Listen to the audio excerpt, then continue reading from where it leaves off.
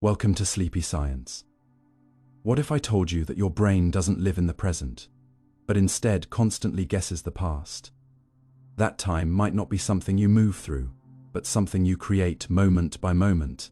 That what you feel as now is already gone, and every heartbeat you count is already outdated by the time you notice it. What if I told you that your memories are quietly edited every time you remember them? That your sense of self is stitched together by invisible rhythms buried deep inside your body, and that your experience of time isn't real, but a story your neurons invent to keep you sane. These aren't sci-fi scripts or philosophical riddles. They are measurable, tested, and increasingly undeniable truths.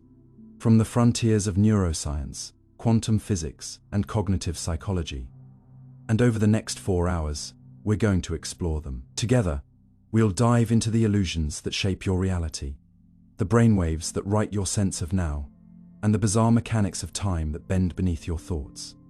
So before we begin, tell me, where in the world are you watching from? Drop it in the comments. Then tap like, hit subscribe, and prepare to enter the quiet unraveling of everything you thought was certain. This is the hidden architecture of time, perception, and the self. And once you see it, you can't unsee it. You never perceive the present, only its shadow. You've never seen the present moment, not even once in your entire life. And the strangest part is, you didn't even notice it missing. Because by the time your brain finishes building your experience of now, that moment has already slipped into the past, like a shadow fading on the wall behind you. And everything you think of as real is actually a reconstruction, a delayed echo of what already happened. And the only reason this doesn't completely shatter your world is because your mind is so incredibly fast and so elegantly wired that the delay is usually too small to detect. But it's there, always quietly separating you from the present by just a few hundred milliseconds, as if you're living half a breath behind the universe. And to understand this, you have to first realize something unsettling, that perception isn't instant, and nothing you experience, touch, sound, sight, taste, emotion, reaches you the moment it occurs.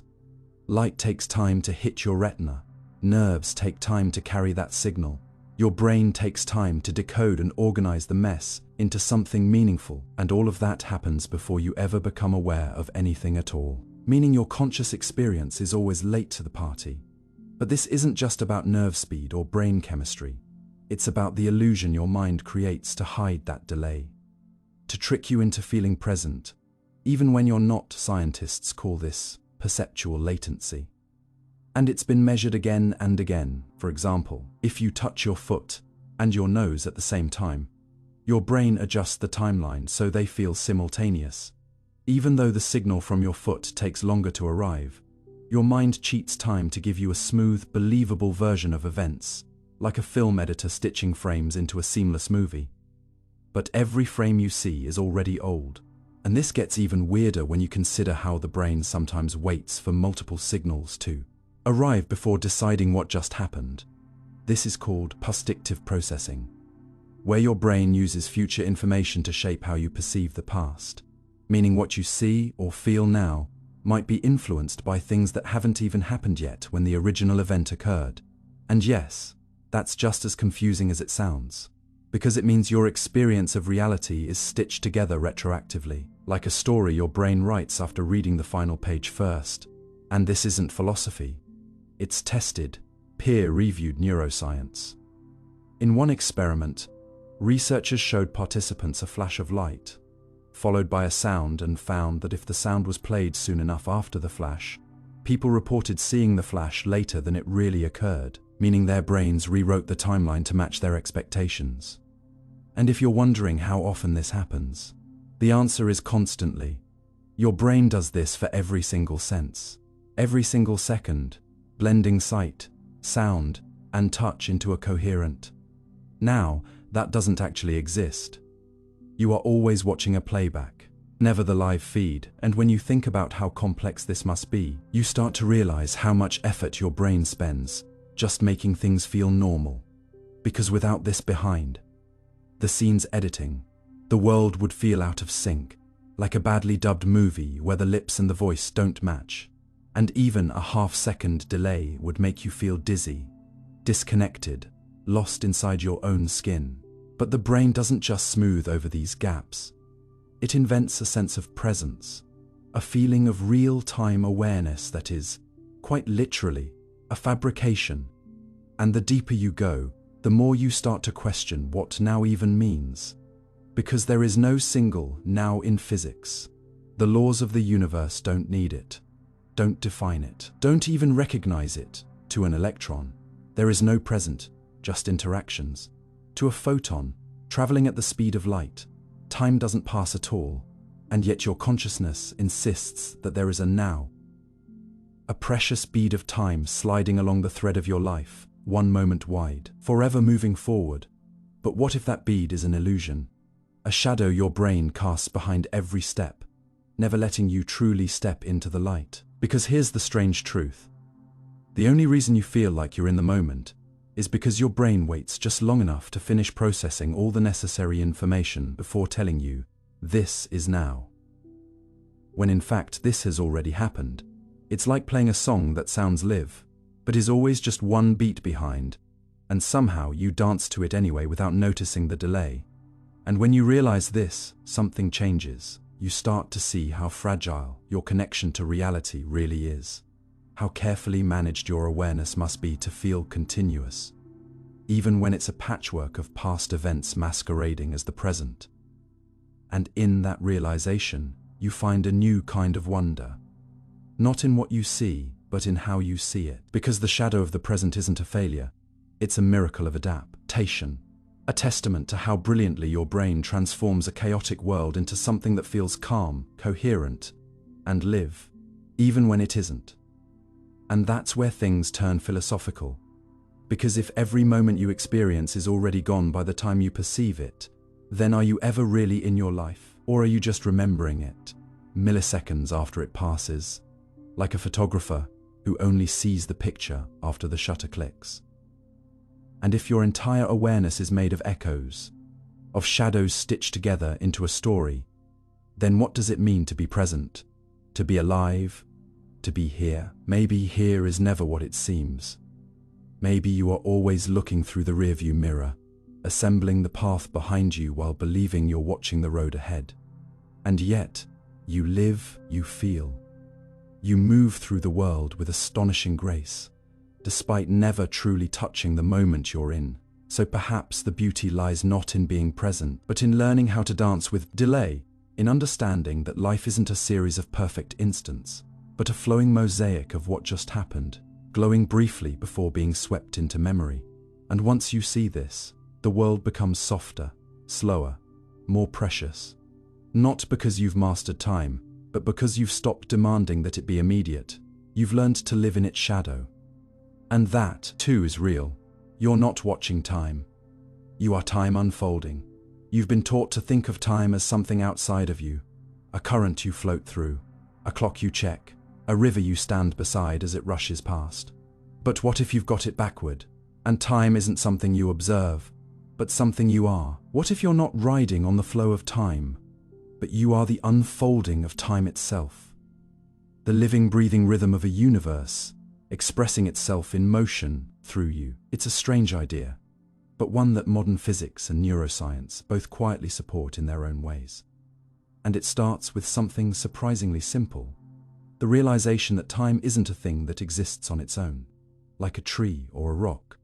It's a relationship between events, a comparison of change, a measure of how one thing shifts compared to another. And when we ask, what time is it? We're not asking about a substance or a place. We're asking about where we are in the sequence of becoming. And here's where it gets interesting.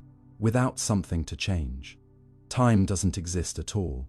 In a completely frozen universe, with no motion, no difference, no growth or decay, time would be meaningless. And so the only reason we ever experience time is because something is always transforming, and that something, most constantly, most unmistakably, is you.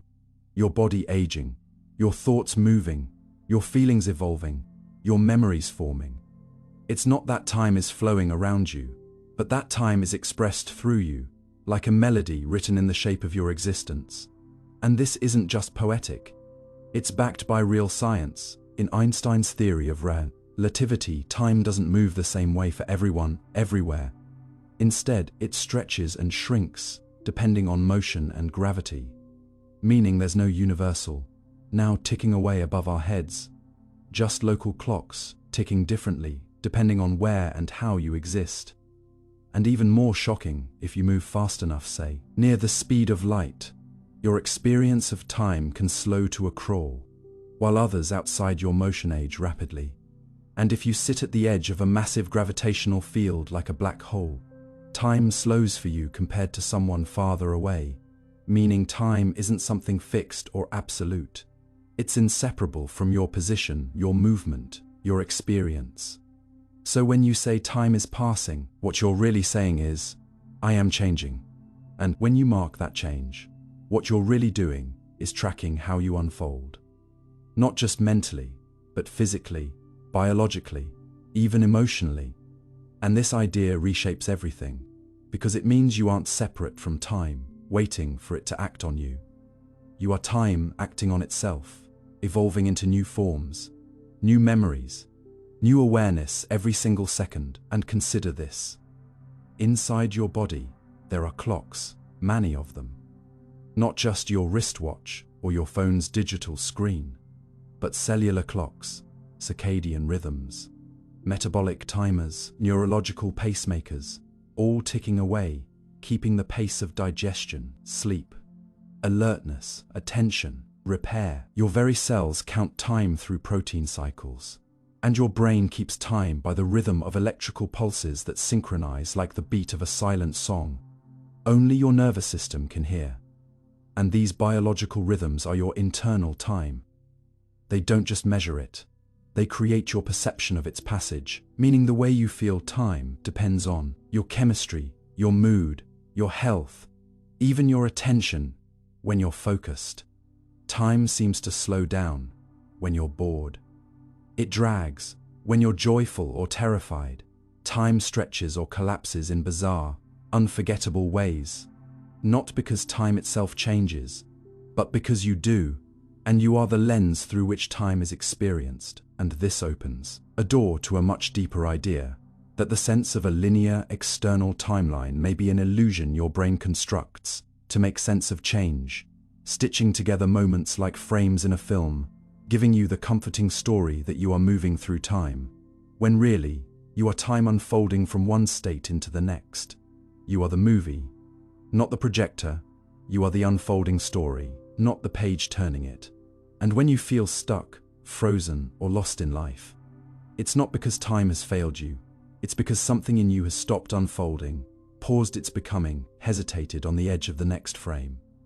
And here's the curious thing. Physics doesn't require time to flow at all. Many equations are time symmetric, meaning they work just as well forward as backward, suggesting that the passage of time, the sense of before and after, may be something your mind adds on top of the raw data of change, like a narrator placing events in order after the fact. And some scientists argue that time doesn't even exist in the way we think. It's not a substance, but an emergent property, something that arises from the relationships between things. And if everything stopped changing, if the entire universe froze, then time would simply disappear. And so we return to you, not as a traveler through time, but as the unfolding of time itself, a self-aware pattern of change rippling through space-time, marking moments with memory, emotion, and meaning. And once you realize this, the way you treat time begins to shift. You stop seeing it as an enemy stealing your youth, or a limited currency counting down to your end, and you start to recognize it as your own voice, speaking itself into existence. Moment by moment, you are not watching your life happen. You are creating the sequence of your life with every thought you form, every breath you take, every change you undergo. And this realization is not just empowering, it's humbling, because it means every part of you is precious, not for what it achieves, but for how it expresses the becoming of time itself. Your fear is a form of time, unfolding as uncertainty. Your curiosity is a form of time, reaching forward to meet what hasn't happened yet. Your memories are time's footprint in your mind, its echo preserved in your nervous system. And the beauty of all this is that you don't need to control time, or resist it, or fear it. You only need to recognize that you are it, and to become more intentional with the way you unfold. And in this light, the idea of wasting time becomes strange, because time isn't something you spend. It's something you live as. You don't have time. You are time becoming aware of itself in human form, blinking into the universe for a brief moment, transforming potential into experience, uncertainty into history, possibility into presence. And maybe that's the deepest truth. That time doesn't move forward like a train on a track. It branches through you, takes shape inside your becoming, finds form in your choices, and collapses into meaning every time you say, "This is who I am today." You are not watching time. You are writing its sentence, breath by breath. 400 milliseconds late. The lag of consciousness. If your thoughts were a live broadcast, you'd be watching them on a 400 millisecond delay. And the strangest part is, your brain doesn't tell you it's behind. It just edits the footage so it feels instant, like reality itself is happening right now, even though everything you see, touch, and hear has already happened before you were ever aware of it. And that delay, those 0.4 of a second, may seem tiny, barely enough time to blink, but in the world of your brain it's enormous, long enough to raise a hand, to hear a sound, to dodge a ball, long enough that your consciousness is never truly in sync with reality, always responding to what was, never to what is. And this truth, strange as it sounds, is supported by decades of neuroscience. From electroencephalography studies, tracking the brain's electrical signals, to experiments with athletes and musicians reacting to stimuli faster than their awareness should allow. The key idea is this: your brain receives raw data from your senses, light, sound, touch, and begins to process it immediately. But by the time it's finished constructing a coherent, conscious experience, 400 milliseconds have already passed, and yet you don't feel late, because your brain goes back and rewrites the timeline to make it all seem seamless, as if you were there all along. It's like watching a magician pull a rabbit out of a hat, not realizing the trick happened seconds earlier when your attention was elsewhere. Scientists call this the temporal binding window, a short span of time where your brain holds incoming sensory data in a kind of buffer, waiting for enough information to make sense of the event before presenting it to your awareness as the present moment. Even though that moment is already gone, and it does this constantly every second of your life, not to deceive you, but to protect you from the chaos of fragmented sensations arriving at different speeds, from different parts of your body. Think about this. If you stub your toe, the pain signal travels all the way up from your foot, slower than the sound in your ears or the image in your eyes. But somehow, your brain syncs it all together to feel like it happened at once. A single, unified, ouch. But that unified moment is a fiction, stitched together retroactively from parts that didn't actually arrive together. And even more intriguingly, experiments show that your brain sometimes makes decisions before you become aware of them, meaning the signal to act, like pressing a button or moving your hand, can be detected in your motor cortex hundreds of milliseconds before you consciously decide to move, as if your awareness is simply catching up with choices your brain has already made on your behalf. This phenomenon, first observed in the 1980s by neuroscientist Benjamin Libet, sparked a fierce debate about free will. If your brain acts before you are aware of the intention, then where does choice live? In the conscious mind you identify with, or in the unconscious networks firing beneath your awareness? And while Libet himself argued that we still have a veto power, a conscious ability to cancel a planned action, it still leaves us with a sobering realization. Our experience of being the author of our actions might be, at least in part, a story our brain tells after the fact, a narrative layered on top of biological momentum. And once you understand this lag, you start to notice its fingerprints everywhere.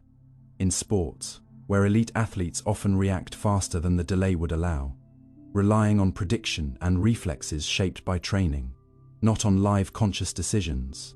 In speech, where you say things before you fully think them through. In music, where your fingers strike keys or strings in perfect time, yet your awareness of the note often arrives just after it's been played. And even in emotional life, where you react to someone's expression or tone with a gut feeling before your thoughts catch up to explain why you felt that way. Because consciousness is slow. Too slow to keep pace with everything. So the brain delegates tasks to faster systems and lets awareness take the credit afterward. And here's the twist: the lag isn't a bug. It's a feature, a way for the brain to process information thoroughly, integrate complex sensory data, and produce a reliable, smooth experience of reality. One that hides its behind. The scene's processing like a magician hiding cards up his sleeve. And just like you don't want to see the raw footage of a movie before editing, you don't want to experience your world before your brain has cleaned it up. But this raises a haunting question. If your consciousness is always behind the moment, are you truly present in your life? Or just remembering it in real time, like a narrator recalling events a split second after they happen? And if so, what does it mean to live intentionally, to choose, to feel, to be aware? If your awareness is always a few steps late to the stage, the answer may not be as bleak as it sounds. Because even though you experience the world on a delay, you are still able to reflect, to learn, to anticipate. And anticipation may be the brain's answer to the lag, using memory and pattern recognition to predict what's about to happen, allowing you to act on time even though you're technically late. And this is where the human brain shines. Not just as a processor of the present, but as a predictor of the future, generating expectations that guide your movements, your language, your behavior before full awareness kicks in. So in a way, you live in a blend of past, present, and predicted future, stitched together into a convincing illusion of now. But perhaps that illusion is what makes consciousness work at all. A kind of compression that allows us to function in a world that's always changing, always ahead of our thoughts, always slipping just beyond our reach. And once you see this, it doesn't make your experience less real. It makes it more precious, because you begin to appreciate how much work your brain does just to keep you grounded in a reality you can't perceive in real time. And maybe that's the true wonder of consciousness. Not that it's instant or perfect, but that it turns delay into experience, uncertainty into clarity, lag into life. So the next time you catch yourself mid-thought or react without knowing why, or feel something before you can name it, remember that you're watching a replay, a beautifully edited moment shaped by biology, wrapped in meaning, and delivered just in time for you to say, I am here. You're not in time. You're carving a path through it. We grow up thinking of time as a container we live inside, like a room we walk through, or a river we float along. But what if that idea is upside down? And instead of you moving through time, it's time that's being carved into shape by you with every step you take, like footprints pressed into fresh snow that had no trail until you arrived. This isn't just a metaphor or a poetic twist. It's a serious shift in how physicists and neuroscientists are starting to understand our place in the universe. And it begins with one strange mind-bending idea: that time isn't a universal stage ticking in the background for everyone at once, but something that's deeply personal, local and path-dependent. Something that takes form only when an object, or a person like you, moves, changes, experiences, remembers. To imagine how this works, picture yourself walking through a dark field with a flashlight. Wherever you shine the beam, that's your now, a patch of illuminated ground surrounded by darkness. But here's the twist. The field didn't exist until you walked into it. The light didn't reveal a pre-built map. It created one, and in physics, this idea has teeth. According to the theory of relativity, there's no single universal now that everyone shares. Two people moving differently, say, one on Earth and one in a fast-moving spaceship, experience different timelines. Their clocks tick at different rates. Their versions of when don't match. And this means time isn't some shared hallway you're walking through with everyone else. It's more like a personal path you carve by existing, by moving, by being. The faster you go, the more time bends for you. The deeper you sit in gravity, the slower your time flows. And so the idea of being in time is misleading, because you are not inside anything. You are the thing defining your own slice of it. In fact, Einstein showed us that space and time are so intertwined, they form a four-dimensional fabric called spacetime. And what we experience as the passage of time is really just the unfolding of our specific path, called a world line, through that fabric. Like drawing a line on a blank canvas, your body and brain sketch a unique curve through spacetime, and your experience of reality, your memory of the past, your sense of now, your expectation of the future, is a consequence of the way that curve bends, stretches, and moves. And if that seems abstract, remember this: GPS satellites orbiting Earth have to account for both special and general relativity, meaning they tick slightly faster due to their speed and slightly slower due to their distance from Earth's gravity. And without correcting for these tiny relativistic distortions, your phone's location would drift by kilometers each day. Time bends, time stretches, time isn't fixed, and you're not merely in it. You shape it by how you move, how you exist. But it doesn't stop there. Your brain, in its constant attempt to make sense of the world, doesn't just measure time, it produces it. Neurons fire in rhythms. Your attention creates continuity. Your memory connects moments. When you pay attention to something deeply, time feels slow. When you rush or get distracted, it vanishes. When you revisit a vivid moment in memory, you feel as if you are stepping back into time. Not because the moment still exists, but because your brain reactivates its pattern as if it were real. So, the question isn't just, where am I in time? But, what path am I carving into it? Because every breath you take adds another mark on the map, another tick in your personal sequence of existence. And that map isn't pre-written. It unfolds as you do. And this is where it gets truly fascinating. Some theories in physics, like the block universe idea, propose that all of time, past, present, and future, already exists as a static structure, like a vast four-dimensional sculpture. From this view, time doesn't pass. Instead, you move along your world line, experiencing slices of that structure one by one, like flipping through the pages of a book, where all the chapters already exist, but your conscious awareness reads them in sequence. However, unlike a passive reader, you don't simply move through this structure. You actively choose your path through it, the shape of that path, its twists, delays, choices, regrets, joys, isn't just a trajectory. It's your identity, it's your life. And this reshapes how we think about existence itself, because it means the future isn't a destination. It's a direction you carve with intention, not something waiting for you, but something that emerges from you. Even your decisions, those small, ordinary acts like reaching for tea instead of coffee, redirect the arc of your timeline. And the person you become is not a product of time's flow, but the very cause of it. You are the movement.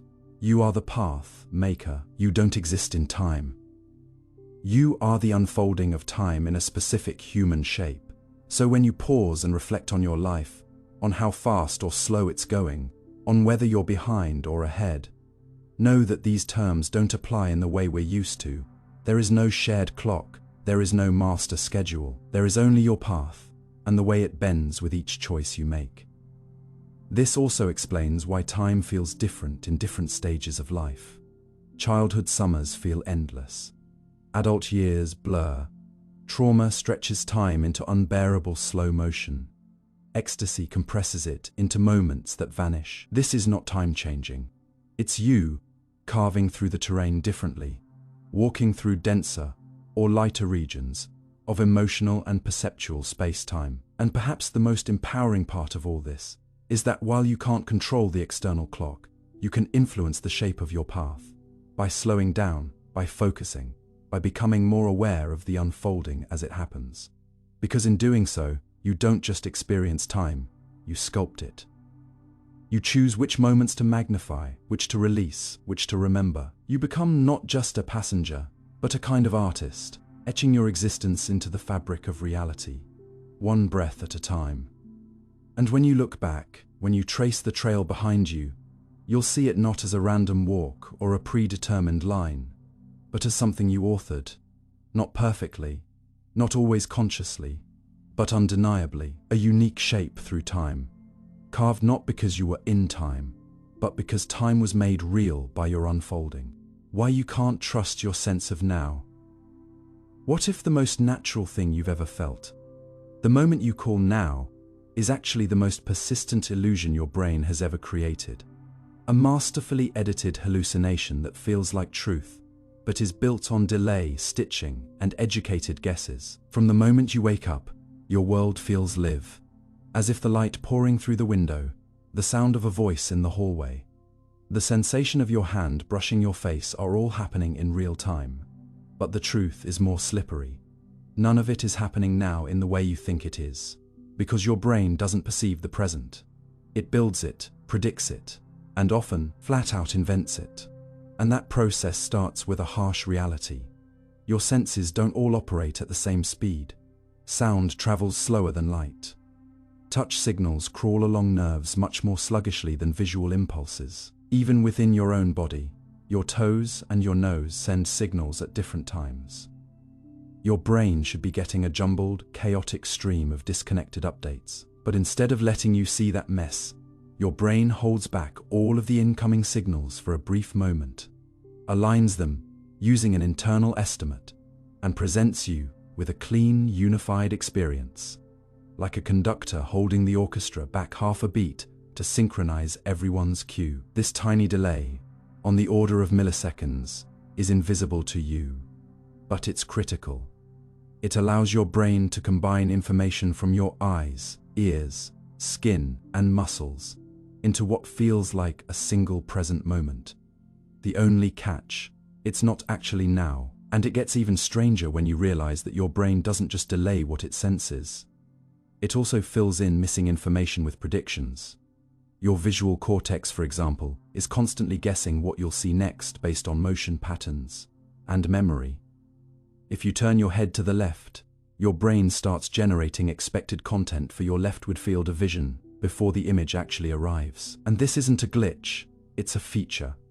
It keeps your experience fluid instead of jerky. But sometimes, it guesses wrong, leading to optical illusions, false perceptions, or feelings of déjà vu. Now, take a step back and realize what this means. The now you live in isn't raw input. It's a manipulated, massaged, edited version of reality that your brain has assembled and handed to you as a final draft. And different people, even standing next to each other, don't experience the same now. Their brains are processing different stimuli, reacting at different speeds, layering their own personal histories and emotions into the moment. One person's now may feel calm, another's may feel terrifying. Neither is more real than the other. They're both constructs, and this is backed up by fascinating research. In one experiment, participants were shown a flash of light and a beep, with the timing between them slightly adjusted. Despite the changes, people often reported the light and sound as happening simultaneously, even when they weren't, because the brain bound them together, merging two different times into one perceived moment. In another study, when a visual event happened 100 milliseconds before a touch, subjects still believed the touch came first. Why? Because their brains prioritized the feel of touch as more important, and so rearranged the timeline to make the experience coherent. And this raises an incredible realization. Not only is your sense of now constructed, it can be hacked. Magicians, athletes, video game designers, and even advertising experts take advantage of this, guiding your attention in just the right way to delay or distort your perception of time and reality. Sleight, offhand tricks aren't fast. They're designed to manipulate your sense of when something happened, using your attention as a blindfold. And if you think this only happens in stage performances, think again. Your emotional state can also warp your now. During a car crash, time feels slow, not because the clock changes, but because your brain records more detail per second under stress, stretching the memory afterward to feel longer. The same thing happens in high adrenaline sports or moments of awe.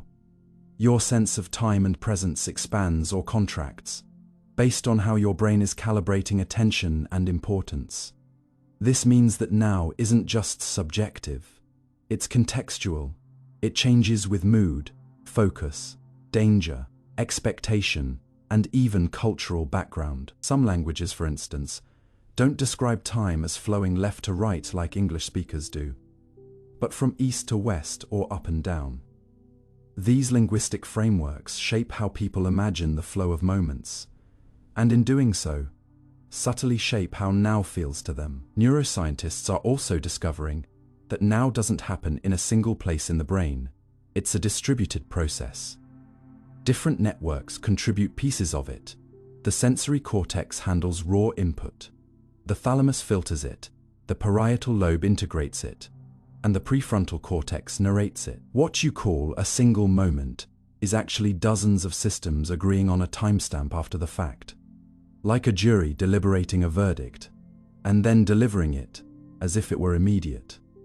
But sometimes those systems disagree, and that's when things feel strange.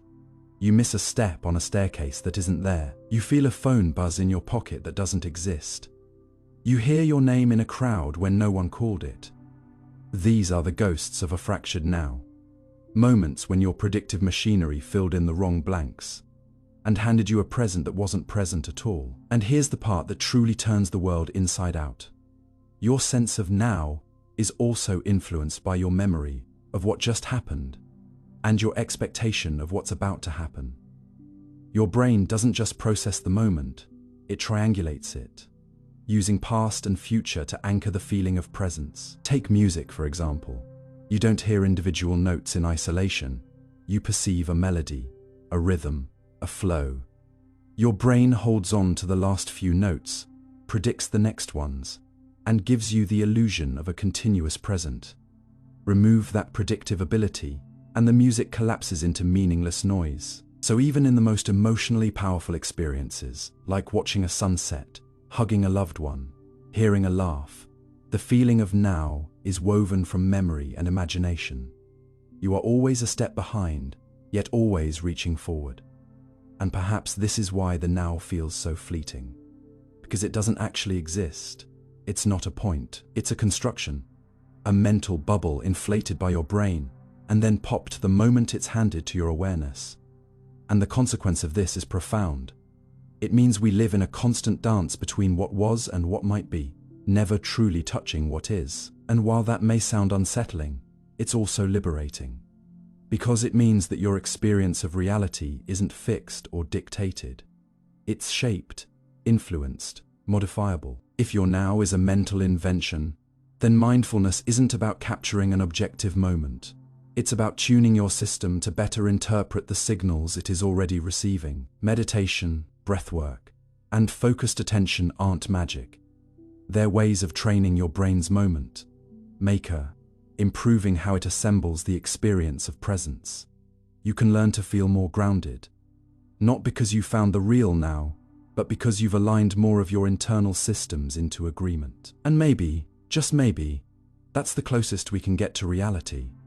Not by finding the truth of time, but by harmonizing our experience of it. So the next time you feel like time is slipping through your fingers, or like you are missing the moment, remember this: the moment was never still to begin with. It was a reconstruction, lovingly crafted by your brain, out of uneven parts, predicted guesses, and fleeting signals. And just because it is an illusion doesn't make it any less valuable. It's not about whether the now is real, it's about how you shape it, feel it, and carry it forward into whatever comes next. Dream time versus waking time. What's real? Have you ever woken up from a dream and felt like it lasted for hours, only to realize that just a few minutes had passed? Or maybe you've had dreams where time moves strangely, a whole lifetime unfolding in seconds, or a split-second event stretched into an epic narrative.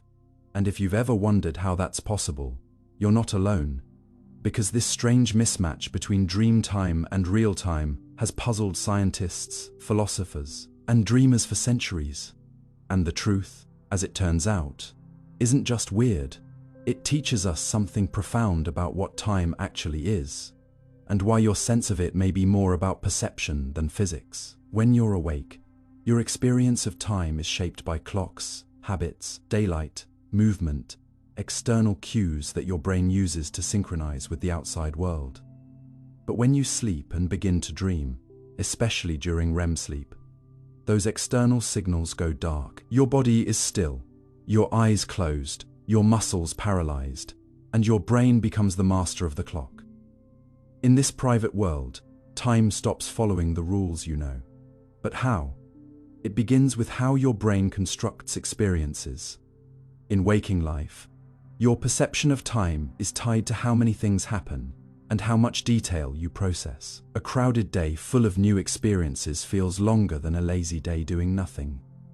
Not because the day had more minutes, but because your brain had more content to fill it.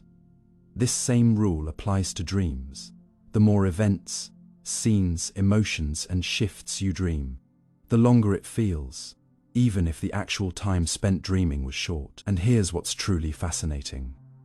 Brain scans show that during REM sleep, the areas responsible for vision, memory, emotion, and imagination light up, almost as strongly as when you're awake.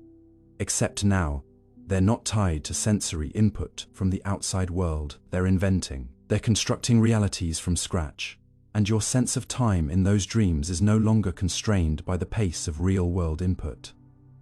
You can experience long journeys without moving.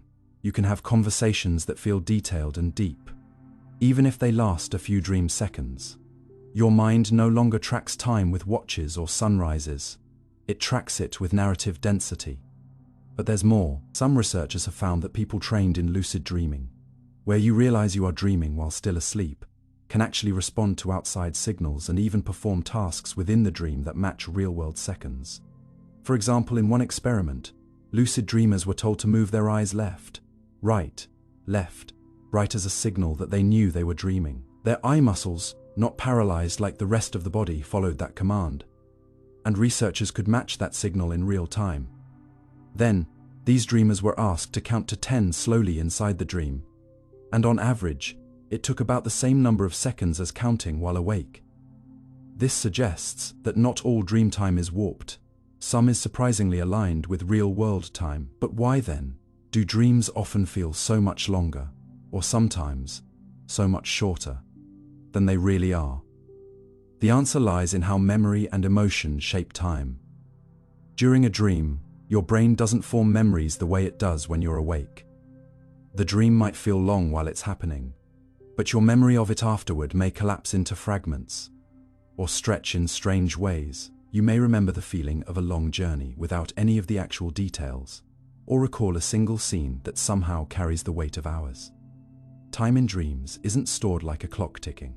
It's stored like a story being written with incomplete ink. And because emotions are often heightened in dreams, fear, joy, longing, wonder, they make moments feel deeper, more intense. Just like in waking life, time feels longer when something meaningful is happening, and shorter when it's not. Dreams are packed with meaning, even when they don't make sense. So your sense of dream time may be a reflection of emotional richness, not duration. But this brings us to the most surprising twist of all. If your brain can invent time so convincingly in a dream, if it can build a sense of presence, sequence, memory, and identity without any input from the real world, then what does that say about your waking experience of time? Could it be that what you call real time is also a construction, shaped by attention and memory just like in dreams? And the answer, according to modern neuroscience, is yes. Your waking experience of time is not a direct readout from the universe. It's an interpretation.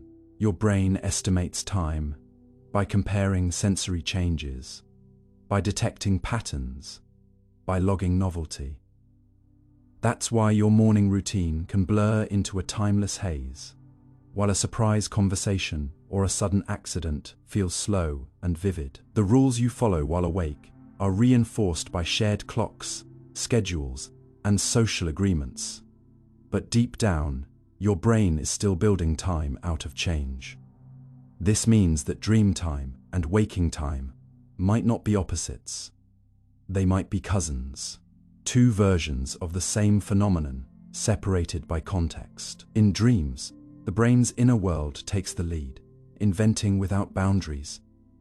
In waking life, the brain syncs with the outer world, but still interprets, edits, and replays. The result is that both experiences, dream and wake, are real to the brain. They feel true, they carry meaning, and they reveal just how flexible our perception of time really is. Even more curiously, studies have shown that animals also exhibit REM sleep, and likely dream, suggesting that dream-based time is not a uniquely human feature, but a fundamental property of consciousness itself. Time, as felt by a dreaming dog or a sleeping bird, may flow in their minds with all the surreal freedom it does in ours. So maybe time isn't something you simply live in. Maybe it's something you live through, something your mind generates as it explores, remembers, and imagines, something elastic, adaptable, deeply personal. And that's why comparing dream time to waking time doesn't just tell you something about sleep, it tells you something about yourself. That your sense of real is always under construction, that your brain is capable of creating entire worlds of time without ever opening its eyes, that the boundary between real and unreal isn't a wall, it's a window, one you cross every night without even realizing it. And next time you open your eyes from a dream and wonder how much time has passed, remember, the clock might have ticked minutes, but in your mind, an entire lifetime could have come and gone, and it felt just as real. Time is not a flow, it is a coordinate. We talk about time as if it's something that flows, like a river we drift along without control. But what if that image, comforting as it is completely wrong? And time isn't something that moves at all, but something that is fixed, silent, and already mapped out like a coordinate on a chart, waiting for us to realize we've been navigating it the wrong way all along. To understand how strange this is, imagine a road trip. When you drive from city to city, you pass through locations A, B, C, not because the road flows underneath you, but because you are moving across a map of space. Now replace space with time. What if, just like every place on the Earth has a GPS coordinate, every moment in your life has a time coordinate? One that already exists whether you've reached it or not. This is the mind bending concept behind modern physics. Time is not a river. It's a dimension, just like height, width, and depth. We don't ride time any more than we ride north. We simply have a position in it. This idea became inescapable with Einstein's theory of relativity, which united space and time into a single entity, spacetime. In this model, you don't live in a three-dimensional world with a ticking clock. You live in a four-dimensional fabric where time is just another axis. When you move through space-time, not across time like a passenger on a train. And the implications of this are staggering.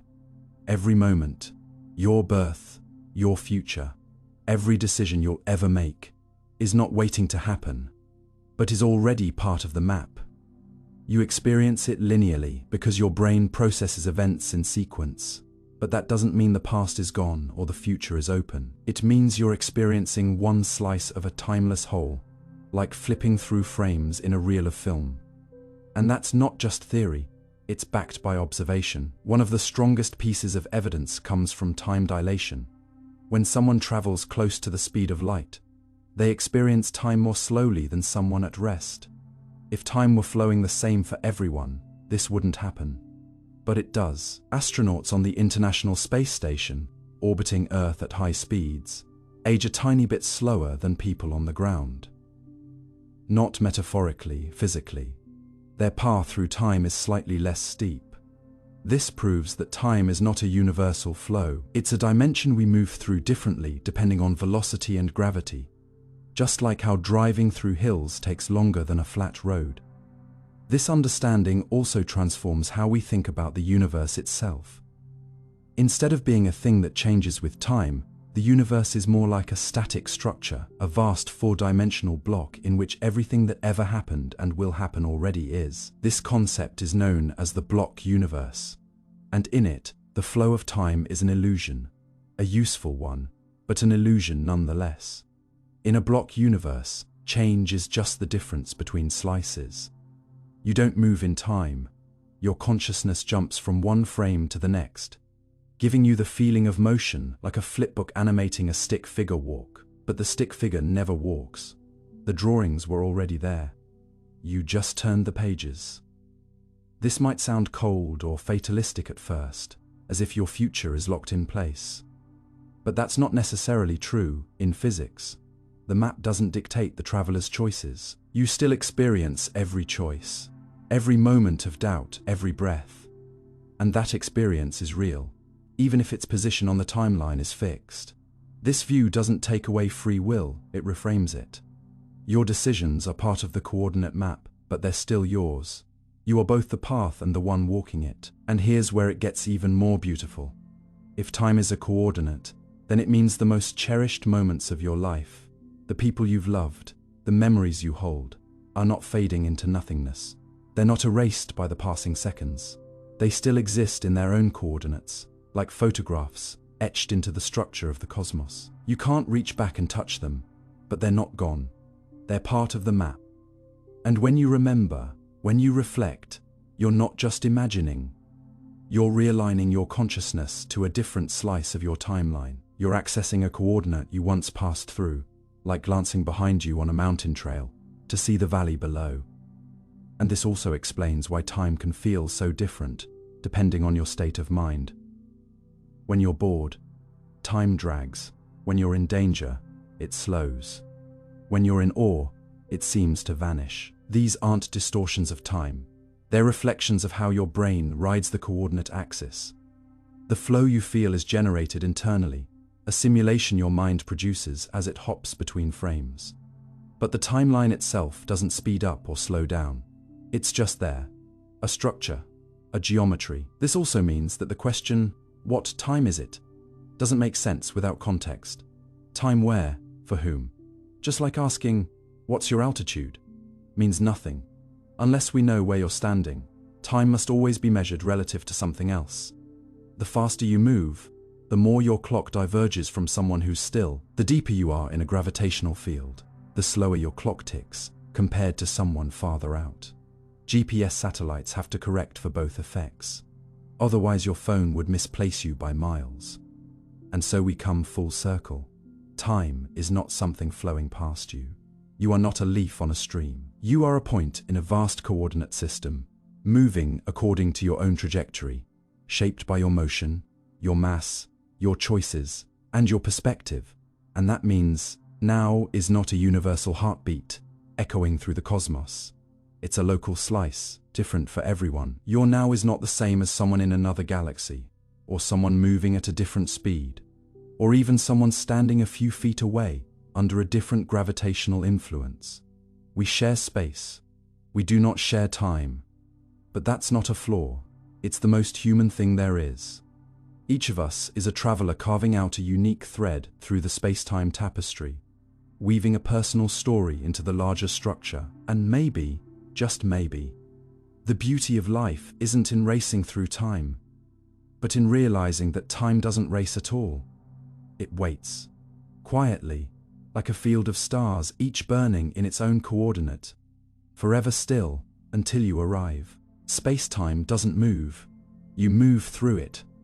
They told you space was like a stage and time was the ticking clock that moves the story forward. But what if that's not true? Not even close. And what if the most breathtaking secret of the universe is this? Space-time isn't moving at all, you are. Imagine standing still on a frozen lake, snowflakes swirling gently in the air, everything around you silent and unmoving. And then imagine that the lake is not made of ice, but of time itself. And you are not just standing, you are skating through a landscape that doesn't shift, doesn't rush, doesn't flow. It just is. This is the radical truth that came from Einstein's revolution. The universe is not a river of time and space rushing past you. It's a fixed four-dimensional arena called space-time, and everything that happens, every movement, every second, every choice, is not a moment that passes by but a place that already exists. You don't travel through time because time moves. You travel because you move, and the strange, quiet field of space-time just waits. The sun doesn't rise and set because the universe moves around you. It's because you, spinning with Earth, slice through coordinates in space-time like a flashlight cutting through fog. This may sound abstract, but it's real, measurable, and it changes everything. For instance, scientists have discovered that clocks run differently, depending on where they are or how fast they move. This isn't science fiction. It's been proven with jet planes, satellites, and astronauts. When you move quickly, or are deeper in a gravitational field, your experience of time literally slows down compared to others. But it's not because time is acting weird.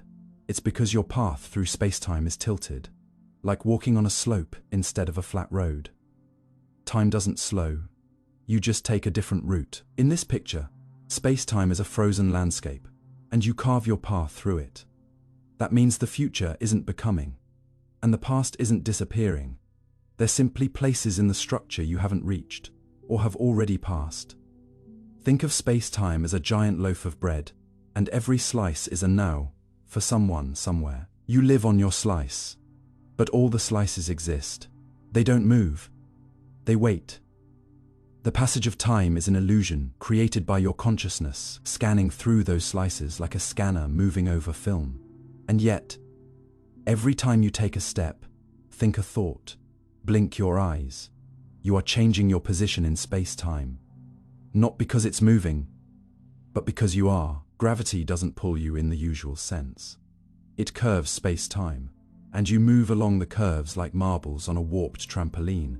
Even light, the fastest thing in the universe, doesn't move through time. It rides the geometry of space-time itself. If space-time was flowing, we'd expect some kind of direction, a preferred axis of movement. But there is no such thing. The laws of physics work just as well forward as backward. There is no arrow carved into space-time that tells it to move. So why do we feel like time is passing? Because our brains are wired to experience reality in sequences. Your thoughts, your memories, your sense of past and future, all come from how your mind processes changes and states. The universe isn't changing in time. Your position in the universe is the change. And this is deeply liberating. It means you are not being dragged through life by some unstoppable current. You are the one walking the path. Space-time doesn't shove you. It holds you like a vast, invisible net, patient and still. Your motion through it creates the music you call time. You are not a passive observer. You are the melody moving through the notes of existence. And understanding this reshapes how we think about moments. That heartbreak from years ago, that joy you felt as a child, that hope you'll feel tomorrow, they aren't gone or yet to be. They're still there, slices of your timeline, waiting in the stillness. And just because you can't feel them right now, doesn't mean they don't exist. Space-time doesn't erase. It stores, like a library of frozen pages, each one marked by your footsteps, your breath, your laughter. And when you reflect, when you remember, your mind is not traveling backward. It's realigning your sense of now, with a different point on your journey. And here is a secret. Even your body knows this truth. When you stand still, you're not really still. You are spinning with Earth, orbiting the Sunday, flying through the galaxy, which itself hurtles through space-time at unimaginable speeds. You are never in the same place twice. Every second, you drift to a new location in this silent map, like a whisper through a song that never repeats. So when you say time flies, what you're really noticing is your movement, not times. When you say, that moment passed, what you mean is, you moved past it. And when you wish to stop time, to freeze a second of beauty, it's not time you want to stop. It's you that wants to pause. But you can't because your story is always in motion. And that motion is what gives life meaning. Because without motion, there's no change.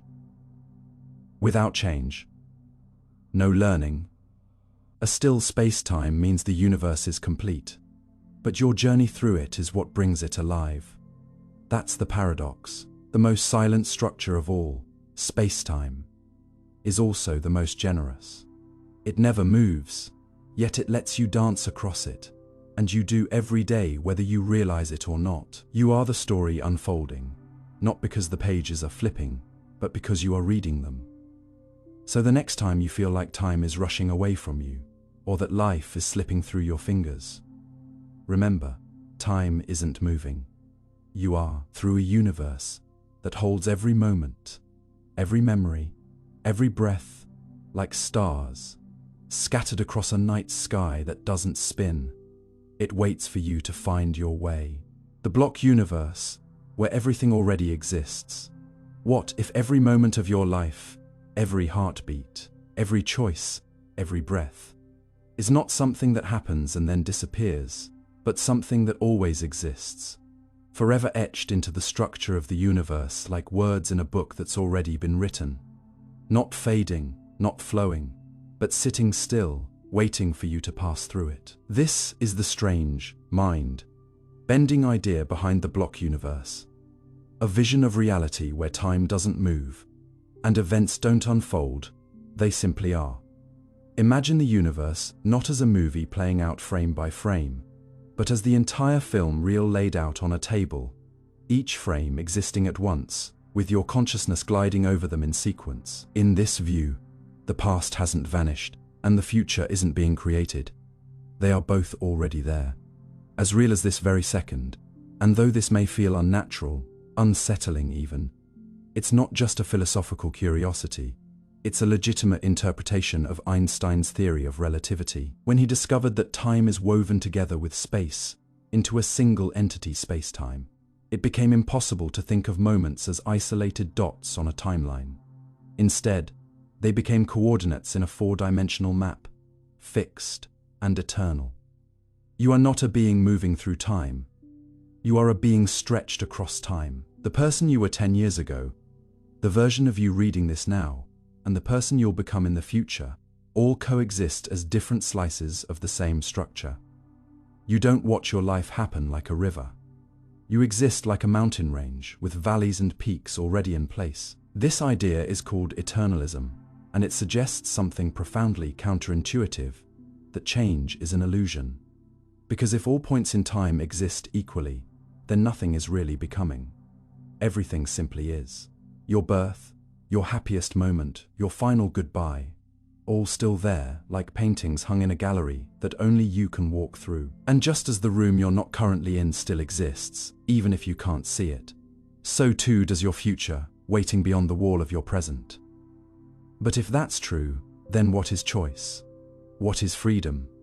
Are we puppets of destiny, trapped in a script we cannot edit? These questions cut deep. But the block universe doesn't necessarily erase free will. It just redefines it. Your decisions, your thoughts, your agency, they are part of the block too. You still choose your path, but once chosen, that path becomes part of the whole. In the same way that a roadmap doesn't force you to take a specific street, but reflects the one you took. The block universe reflects every fork, every detour, every turn you made, no matter how small. And here is what's even more fascinating. Physics has found no universal now. According to relativity, two people moving differently can disagree on whether two events happened at the same time. That means simultaneity is subjective. There is no cosmic clock ticking off the same seconds for everyone. So if there's no universal now, how can we say the past is gone and the future is yet to be? We can't. What we call the present is just a thin slice of space-time that our consciousness happens to be aligned with. But outside that slice, the rest of the loaf is already there. Your yesterday, your tomorrow, the day you were born, they all baked into the bread of the universe. And every person you've ever met has their own slice, their own alignment, their own timeline. Their now could include your future or your past, depending on how they're moving. That's not science fiction. That's real, measurable, relativistic physics. The implications are profound. It means the people you've lost are not truly gone. They're just on a different part of the block. Their smiles, their voices, still echo in a region of space-time you once passed through. And the person you'll become, the one who overcomes, who learns, who grows, is already there, standing patiently at the edge of your timeline. You don't have to create them. You just have to reach them. Even more mind bending is what this does to our sense of memory and identity. You think of yourself as a continuous self, flowing through time. But in the block universe, you are more like a sculpture made of time. Your childhood, adulthood, old age, all part of the same statue. Memory isn't something that looks backward. It's simply your consciousness lighting up a previous frame of the film, revisiting a moment that still exists. And anticipation. It's your awareness tilting forward, reaching for a frame you haven't passed yet. It all exists. The block holds it all. And if you could somehow rise above time, step out of the river and see the full landscape, you'd see every moment of your life like a panorama, spread out in full. Not fleeting, not gone, just waiting. But perhaps the most beautiful realization in all this is that nothing is ever truly lost. The laughter you shared, the love you gave, the mistakes you made, they're all still there, unerased, like colors in a painting you can't always see but never fades. And if that's true, then maybe you can forgive yourself more easily, because the worst parts of you don't erase the best. They coexist. You are not a single moment. You are the sum of many. And in the block, none of them vanish.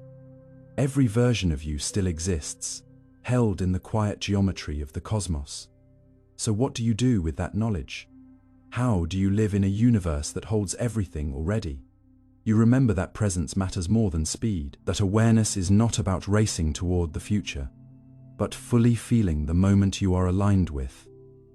Because even if all moments exist, you still choose how to meet them.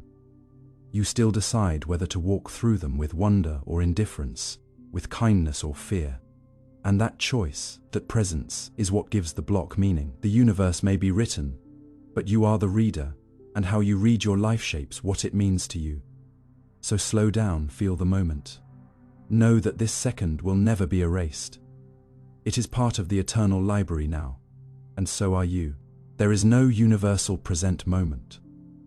What if the very thing you've always trusted, the feeling of now, of being here in this exact moment, is not only unreliable, but doesn't even exist in the same way for everyone else in the universe? It may seem like time moves forward for all of us at the same rate, like there is a great ticking clock in the sky, keeping every second synchronized.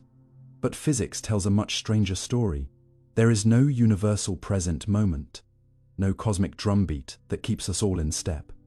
What you call now might not be now at all for someone else. In fact, if they're moving fast enough, or sitting deep inside a gravity well, their version of now could be your past, or even your future. This isn't philosophy or science fiction.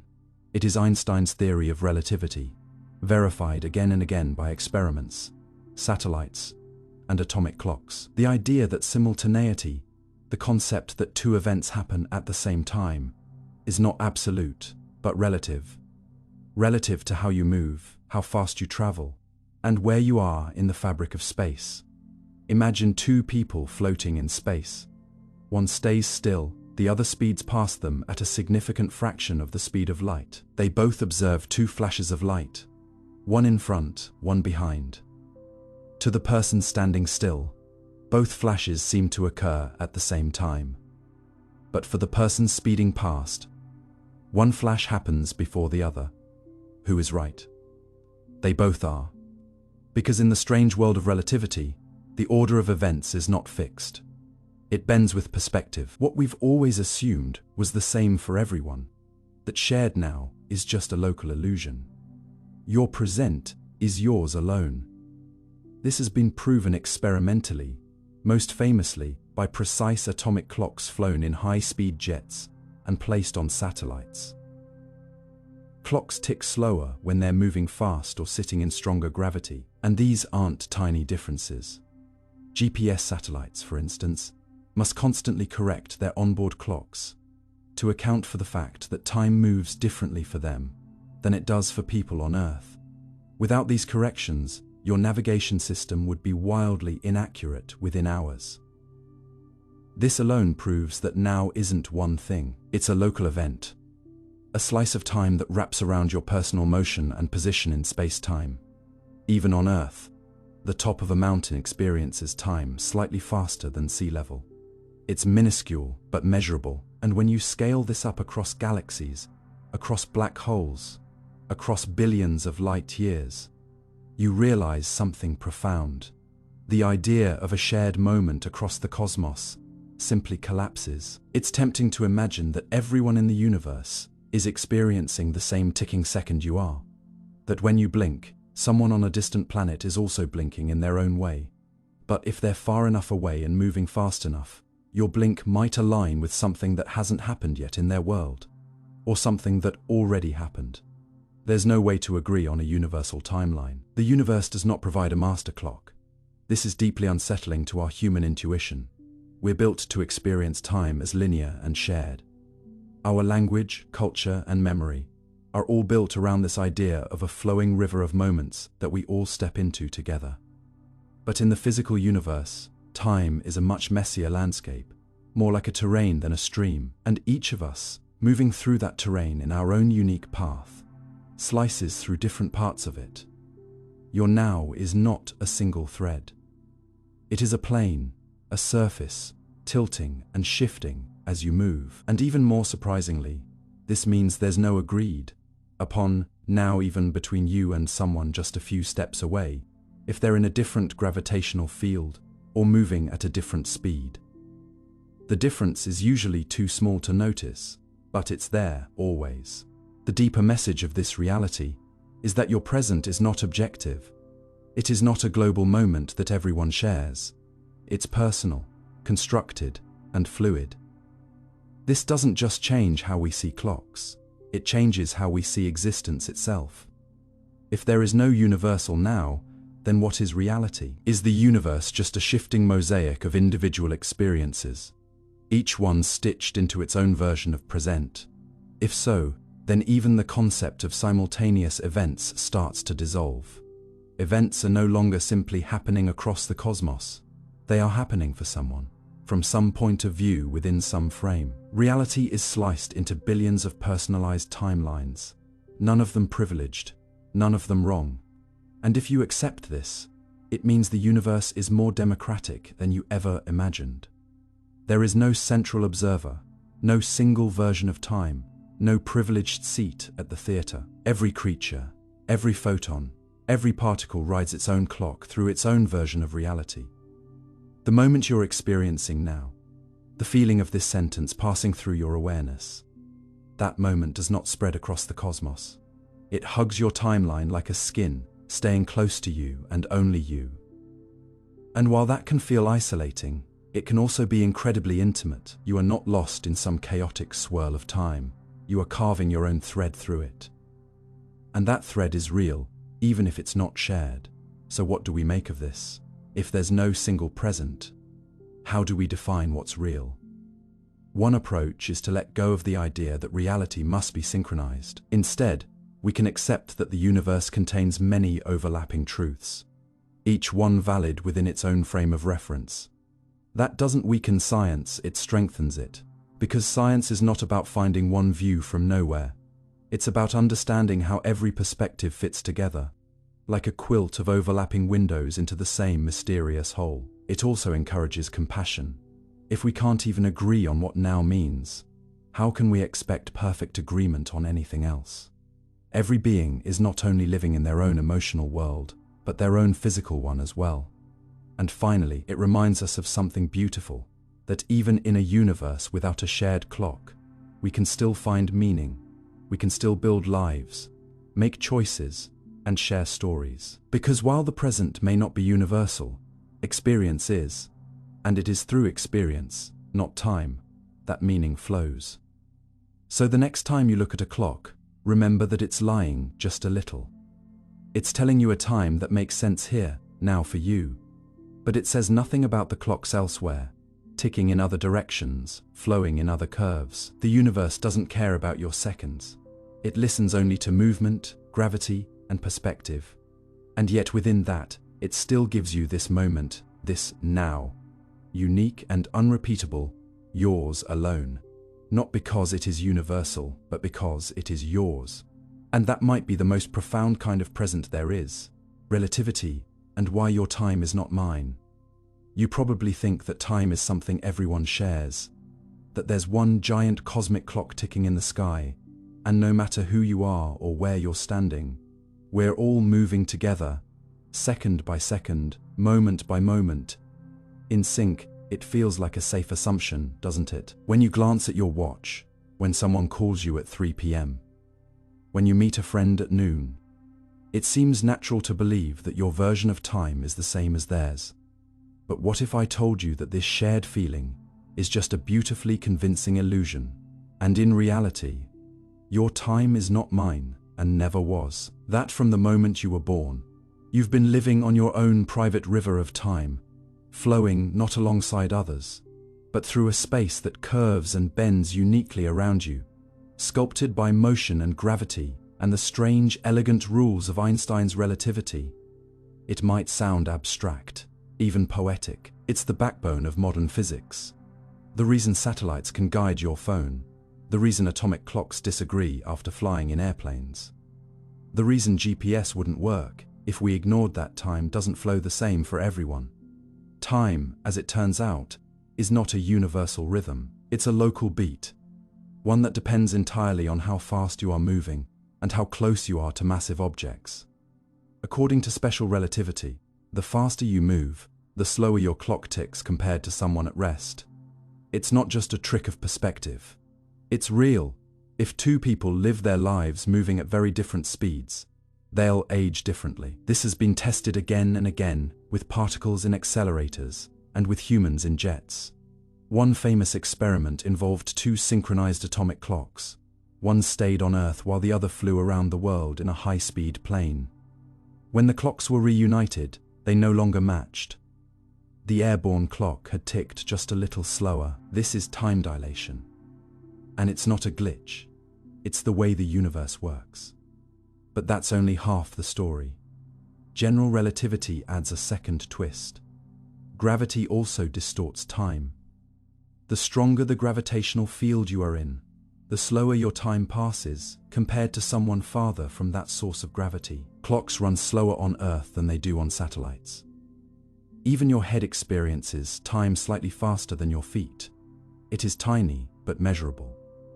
The very fact that you're standing on a planet warps the way you experience every moment. And when you add up motion and gravity together, the result is astonishing. Every single person in the universe is moving through a slightly different timeline. No two clocks agree perfectly. No two lives unfold at exactly the same rate. Even if you and I sit in the same room, our experience of time is subtly different. Not metaphorically, but measurably. The difference grows the farther apart we are, or the more differently we move. If you were orbiting a black hole, for instance, your time could stretch so dramatically that a few minutes for you could equal years for someone far away. That's not science fiction. It's the very real prediction of Einstein's equations. In fact, if you were to travel to the edge of a massive gravitational source and hover just above its event horizon, the point beyond which not even light can escape, you could return to find centuries had passed elsewhere, while only minutes had passed for you. This kind of temporal separation is not only theoretically possible, it's been confirmed in countless experiments. Muons, unstable particles that decay in microseconds, live much longer when traveling close to the speed of light. Their lifespans stretch simply because of how fast they're moving. Proof that time can be bent, stretched, and warped like fabric. So what does this mean for you? It means your entire life is unfolding on a timeline that belongs to you alone. Your sense of now, your heartbeat, your moments of joy and sadness, your aging body, all of it is happening not in the time, but in your time. You are not syncing with a universal metronome. You are walking through your own tailored corridor of space-time. When we say relativity, we don't just mean that people see things differently. We mean that reality itself is different depending on your motion and location. Your past, present, and future don't line up with mine the way we might hope. Two events that seem simultaneous to you may not be simultaneous to me. In fact, depending on our relative speeds, we may not even agree on what happened first. In Einstein's universe, simultaneity is not sacred. It is shattered. Events that appear ordered to one observer may look reversed to another. And yet both are right.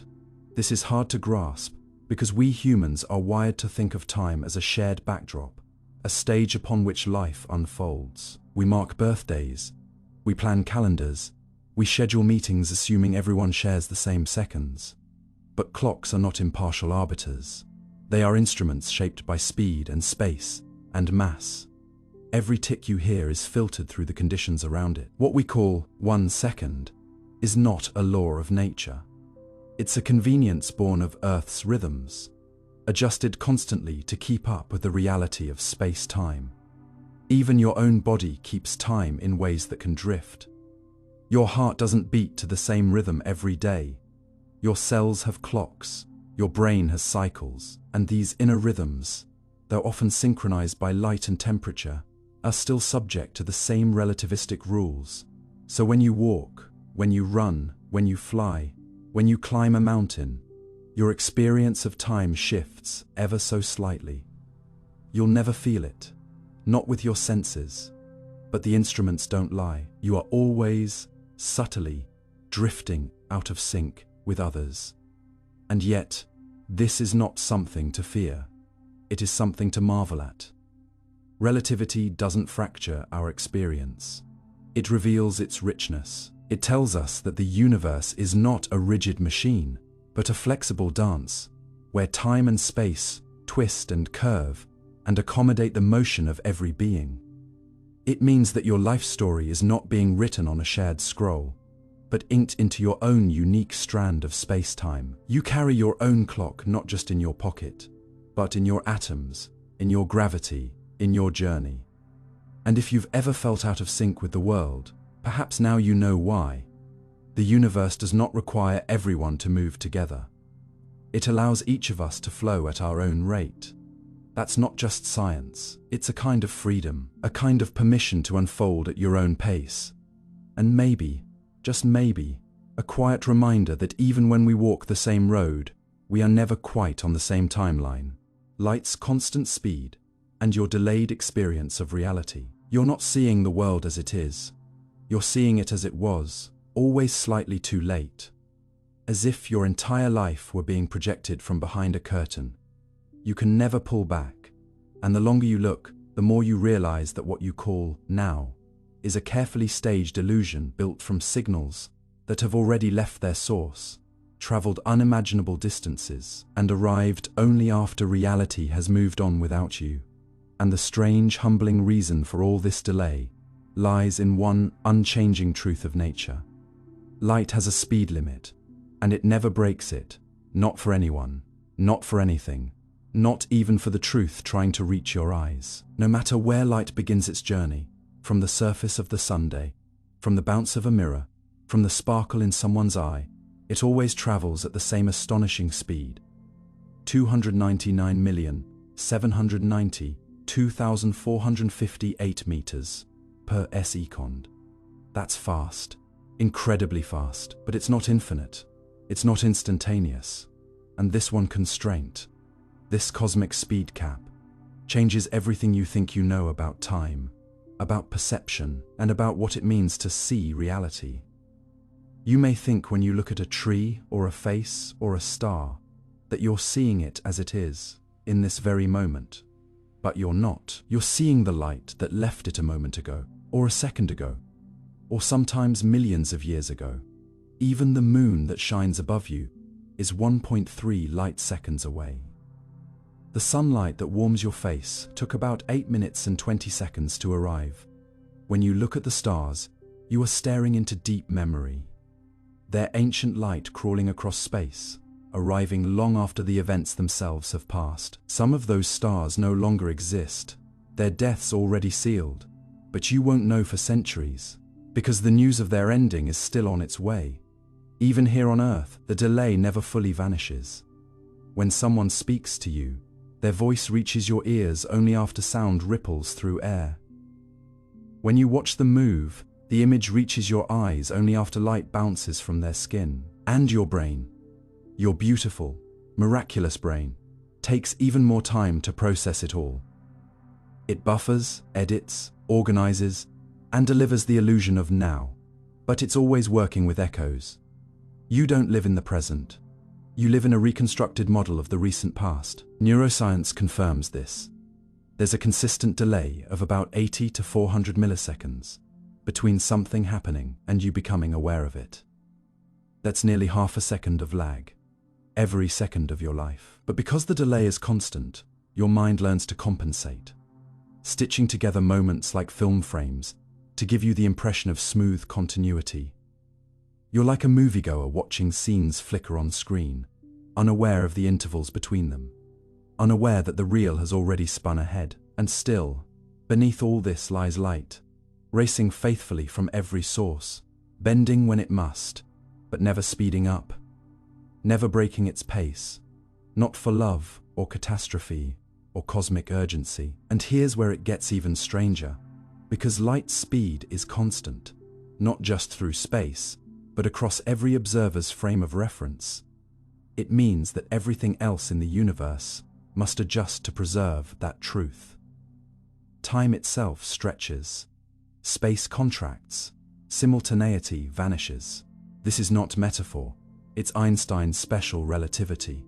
Imagine two lightning bolts striking either end of a moving train. If you're standing on the platform, you might say they hit at the same time, but a passenger on the train will say otherwise. They'll insist one came first, and both will be correct because the constant speed of light reshapes the very order of events depending on your motion. The speed of light is not just a speed, it is the boundary that defines causality, the scaffolding around which time and space rearrange themselves. The universe doesn't agree on now, and it's all because light refuses to play favorites. Photons, the particles of light, don't age. From their perspective, they leave a star and hit your eye in 0 time. They exist in a kind of eternal present, unbound by sequence, crossing space without duration. They are time travelers of the strangest kind, never growing old, never slowing down, never late, yet always arriving behind the truth. And because of this, your experience is forever stitched from memories. Live memories, fast ones, but memories nonetheless. You walk through life in a permanent state of cosmic déjà vu. Even more startling, the closer something is, the more accurate your picture of it becomes. But it's never perfect. You can never see something exactly as it is, only as it was when its light left. No matter how near, there is always a delay. Even your own reflection in a mirror is slightly out of date. Your image has bounced from glass to eye at the speed of light, but with a delay nonetheless. Your body moves, and then your brain learns about it. Reality happens, and then you catch up. And yet, somehow, your mind makes it feel immediate. It's like a magician's trick performed so flawlessly that you never realize the sleight of hand. You respond to the world as if it were present, as if nothing were late. But the world you're reacting to is already history. Every choice you make is based on delayed information. Every moment of love, fear, laughter, or loss occurs within a world already gone. And yet that doesn't make it any less meaningful. If anything, it makes your presence even more profound. You are a creature interpreting the past in order to act in a future you cannot see, living always one heartbeat behind reality and still moving forward with hope and intention. And so the next time you look at the stars, remember, they are not where you see them. The sky you gaze at is a fossil record of light, a library of ancient photons still whispering their stories across the vacuum. The universe doesn't show you what is. It shows you what was, carefully filtered through the silence of distance and the honesty of light's unwavering speed. And somehow, in that delay, you live, not behind reality, but within the only version of it you could ever hold. One built from patience, one drawn in delay. One that teaches you that truth doesn't need to be instant to be real, and that even when you are late to everything, the universe still waits, gently for your gaze. Why physics doesn't need time to work. What if I told you that the universe doesn't need time to do anything? That atoms don't tick to clocks, equations don't require seconds to unfold, and reality itself doesn't actually move unless you insist on watching it that way, and that what we call time might just be a convenient label we slap on top of change because we don't know how else to make sense of it. Physics, in its deepest form, doesn't actually require time to exist. It works perfectly well without it, like a silent engine already in motion before you arrived, not waiting for a cosmic stopwatch to begin ticking. And to truly understand why, you have to let go of one of your most basic instincts, the sense that everything happens in order. That moments build like dominoes, one toppling into the next, because that sense isn't built into the fabric of reality. It's built into you. Most of us think of time as a flowing river, carrying us endlessly from past to future, dragging every star and particle along with it. But in the world of physics, especially in the heart of quantum mechanics and general relativity, time isn't a flow at all. It's a coordinate, more like a label on a map than a stream in which anything moves. Consider this. Newton once imagined time as absolute, ticking the same for everyone, everywhere. A great universal clock set in the heavens. But Einstein shattered that illusion. He showed us that time is relative. It bends and stretches depending on how fast you move or how close you are to something massive. That alone tells us time is not the master key to the universe. And when we go even deeper, into the equations that govern the laws of nature, we find something even more unsettling. Many of those equations don't even include time at all. Take the Scharf-Feidinger equation in quantum mechanics, or the Wheeler-Fay-DeWitt equation in quantum gravity. These describe how systems evolve or interact, but in many formulations, they don't rely on any external clock. They simply describe relations, connections, correlations, like a song that exists as a whole, rather than note by note, needing no tempo unless someone chooses to tap along. In this timeless view, everything that can happen already exists, in a kind of frozen mathematical structure, and time is just the path we choose through it, like highlighting a trail on a fully drawn map. Imagine looking at a globe, not spinning, not animated, just sitting there with all of Earth's geography present at once. Time, in this analogy, is not the spinning of the globe, but the act of tracing a path across it with your finger. The landscape doesn't move, you do. That's how physics increasingly sees the universe. What we call motion, change, or history isn't driven by time.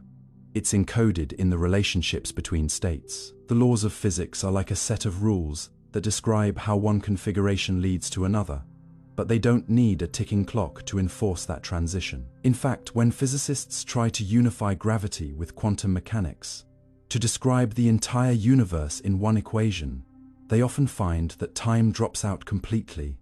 The universe doesn't evolve. In time, it is everything, all at once.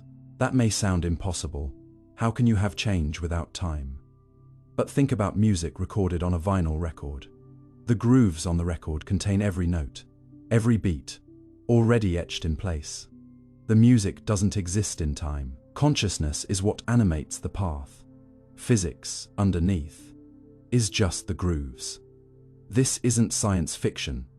It's a view shared by many leading thinkers in cosmology and theoretical physics. Julian Barber, for example, argues that time is an illusion, and that what exists are a series of nows, complete configurations of the universe, like frames in a film, existing simultaneously, without needing to be played. There is no past fading into future, just a collection of possible moments, some of which your mind happens to experience in sequence. Even when we speak of cause and effect, we're often just noting which states appear to follow others in a pattern we can measure. But physics doesn't need time to explain why things correlate, only that they do. The equations don't require a ticking second hand. They only need initial conditions and rules. Time, in this sense, is more like a story we tell after the fact, a way of stringing together events into a narrative our brains can understand. That story might be useful. It helps us organize memory, predict the future, and plan our lives. But it's not a requirement of the cosmos. The universe could still exist and still function, even if no one experienced time at all. And in fact, this is how it looks from the outside. If you were somehow able to step beyond your limited perspective, beyond your body, your memories, your motion, you might see the universe as a complete structure, not unfolding but already there, like a sculpture, rather than a dance. The Big Bang wouldn't be long ago, it would simply be over there. In one corner of the structure, your birth, your death, every breath you've taken, all would be somewhere in the block, part of the whole, no ticking necessary. So why do we feel time so strongly if physics doesn't need it? Because our brains are built to track change. We live through entropy, the increase of disorder, and that gives us an arrow. We observe that eggs break, but never unbreak. We remember the past, but not the future. We age, and our memories stack in one direction. That creates the illusion of time's flow. Even though the laws behind it work perfectly in both directions, you could play many physical processes backward, and the math would still hold. That's a clue. Time isn't a fundamental rule, it's a pattern in the way we see. And once you see that, everything becomes stranger. You begin to notice that atoms don't know what time is. They don't carry tiny clocks. A proton doesn't check a watch before decaying. It simply does, based on probabilities. A galaxy doesn't wait for a moment to pass. It spins and collides, according to gravitational rules. Time is not a button pressed by the universe. It's a lens worn by us. Even in particle physics, where we smash atoms together and measure their outcomes, what we're really doing is studying relationships between inputs and outputs. Not how long it takes, but how patterns emerge. And some theories go even further, suggesting that space and time themselves may emerge from something deeper, quantum entanglement perhaps, or information processing at a fundamental level in such views. Time is not even an ingredient in the most basic recipe of reality. It's a side effect, like color arising from wavelengths, or temperature from molecular motion. And so the paradox reveals itself.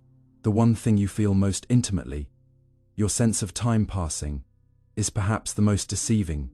You think you move through time, but maybe time is just the shape your perception takes when tracking the dance of matter. Maybe there is no rhythm beneath your life, just the illusion of a drumbeat shaped by memory and change. And yet, you still plan for tomorrow.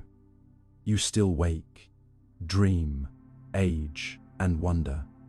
Time may be an illusion, but it's a consistent one, a shared hallucination that lets us build, grow, and love within a framework of meaning. And maybe that's enough. Maybe physics doesn't need time, but we do, not because it's real, but because it lets us feel real, lets us mark the distance between who we were and who we hope to become.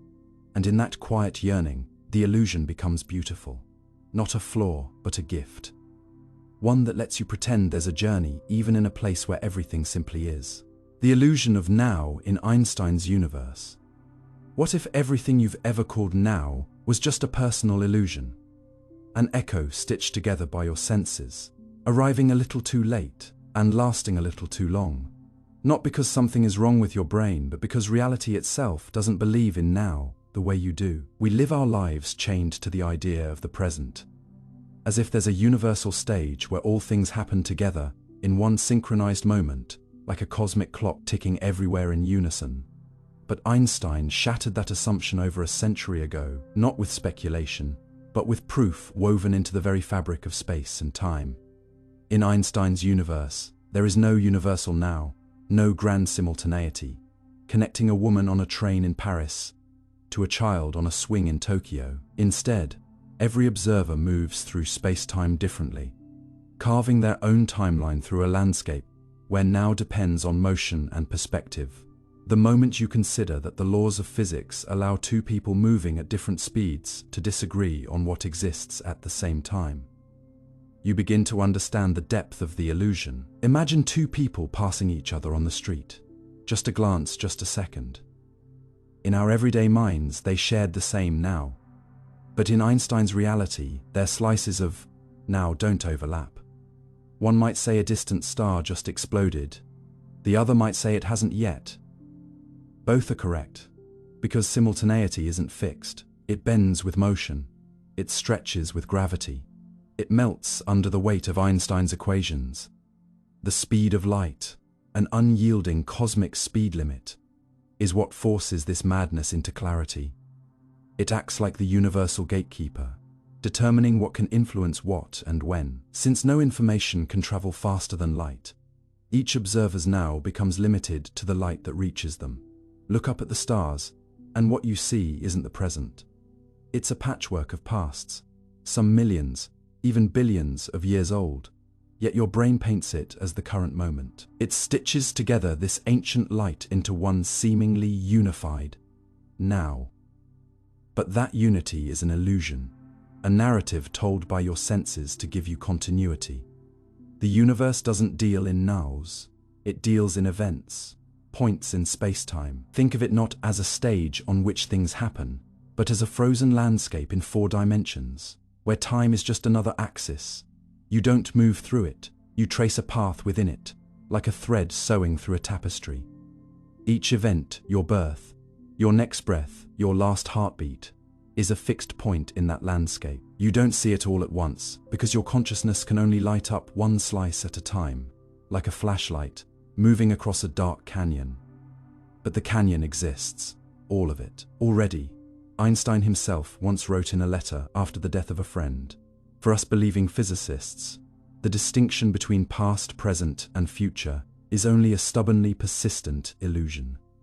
He wasn't being poetic. He meant it literally. Time doesn't flow. It is the present is not something the universe generates. It's something your brain assembles, just one frame of a film that's already complete. And because of this, events that feel like now to you might not even exist yet for someone far away, depending on how fast they're moving or where they're standing in a gravitational field. This is called relativity of simultaneity. And it's not science fiction. It's been confirmed by experiments over and over, from speeding muons in the upper atmosphere to synchronized atomic clocks flown on planes. The closer you approach the speed of light, the more your clock diverges from others. Your now drift's gravity too affects this. The stronger the gravity, the slower time flows. So 2 clocks set at different altitudes will tick at different rates, with no universal time to rule them both. Satellites in orbit even have to correct for this to give you accurate GPS. The deeper you dive into Einstein's universe, the more alien time becomes. The idea that there's a single, shared present across the cosmos becomes not just outdated, but meaningless. If you point to a galaxy 10 billion light-years away and ask what's happening there, right now, physics doesn't allow a single answer. Your now might include that galaxy's distant past. Someone else's now might include its future.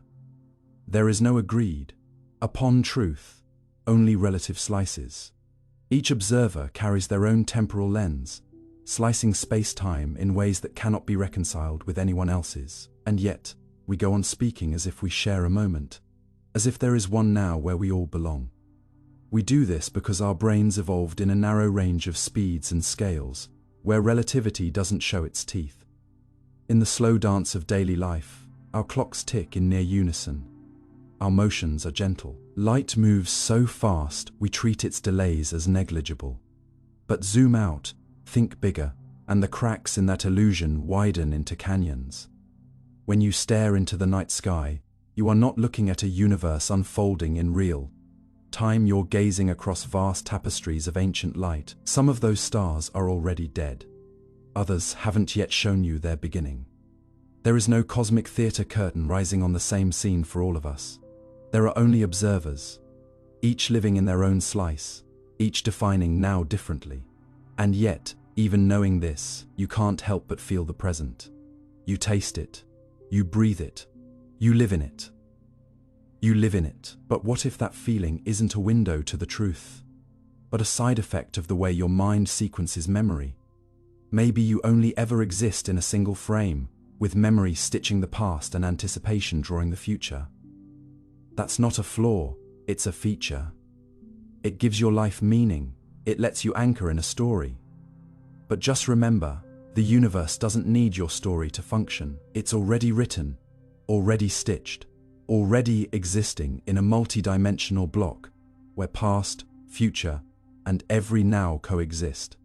Not in order, but in space. And that's the quiet revelation of Einstein's universe. That you are not walking through time, but carving a path through a timeless terrain, believing you're in the present only because your consciousness can't grasp the whole. In truth, there is no moment to catch. No now to hold. Only you moving forward through something that was always already there. Time dilation. Why speed and gravity stretch your moments. You probably think of time as something steady, like a rhythm playing in the background of everything, an invisible metronome that ticks equally for all people, all clocks, all places.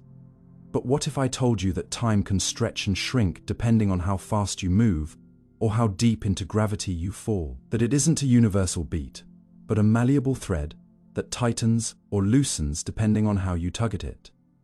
Imagine two twins, born on the same day. One stays on Earth, while the other boards a spaceship that travels close to the speed of light. When the traveling twin returns, they find their sibling older than them, maybe by years. Not because the ship malfunctioned, not because anyone lied, but because time itself flowed differently for the one who moved.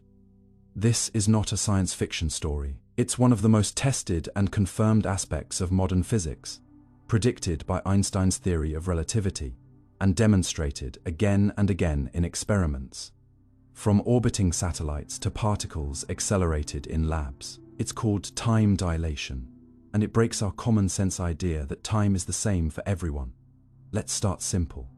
If you're moving very fast, really fast, like near the speed of light, time for you actually ticks slower compared to someone who isn't moving as quickly. You could be on a spaceship flying through the cosmos, feeling completely normal, while the clocks outside your ship appear to speed ahead. To someone watching from Earth, it's your time that has slowed down. But from your perspective, it's everyone else who's rushing forward. It's not a glitch. It's the natural consequence of the way speed and time interact. But it gets even weirder. Gravity, too, affects time. The stronger the gravitational field you are in, like near a black hole, or even just at sea level compared to a mountain, the slower time passes for you. This isn't poetry, it's measurable.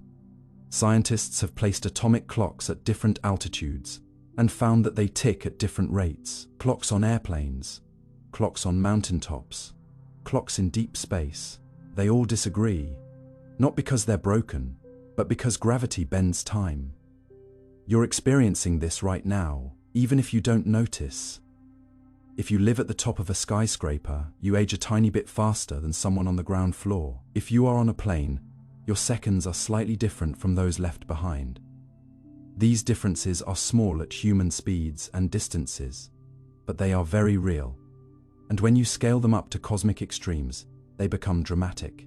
Near a black hole, time stretches so much that a single second for someone orbiting close to its edge might equal days, weeks, even years for someone farther away. That's not imagination. That's the real shape of time in the presence of intense gravity. It means that astronauts hovering near such a massive object could witness centuries pass elsewhere in the universe, while barely aging themselves. And this leads to a profound, almost uncomfortable realization. Time is not separate from the universe.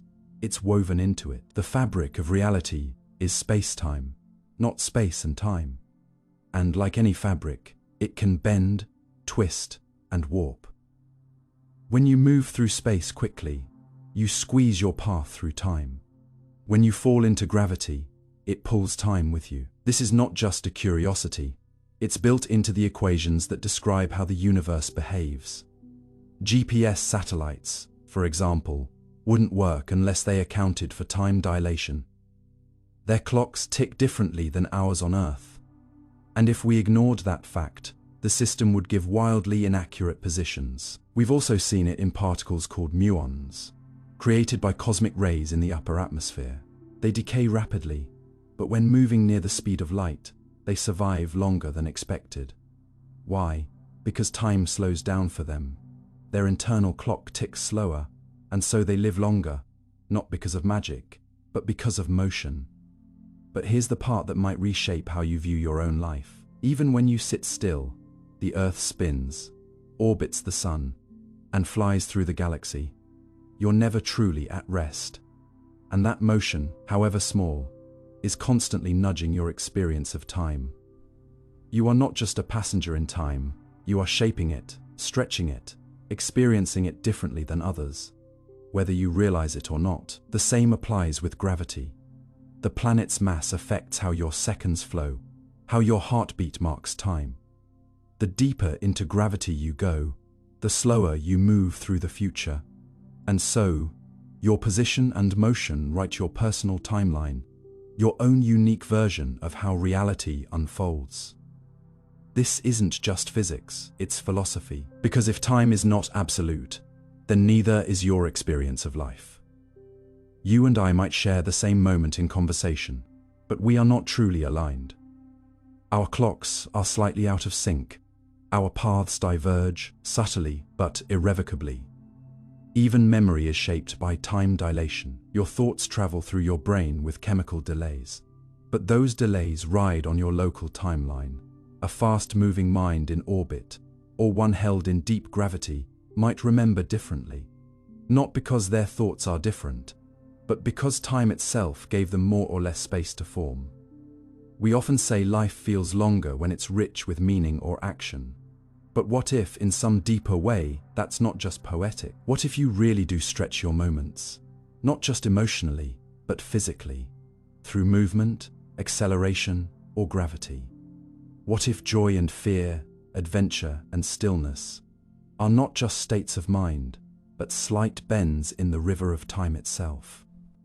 Now imagine the practical consequences. Think about missions to distant stars. If we ever send astronauts to Alpha Centauri at near-light speeds, they might return to an Earth that has aged 100 years, while they've only lived 10.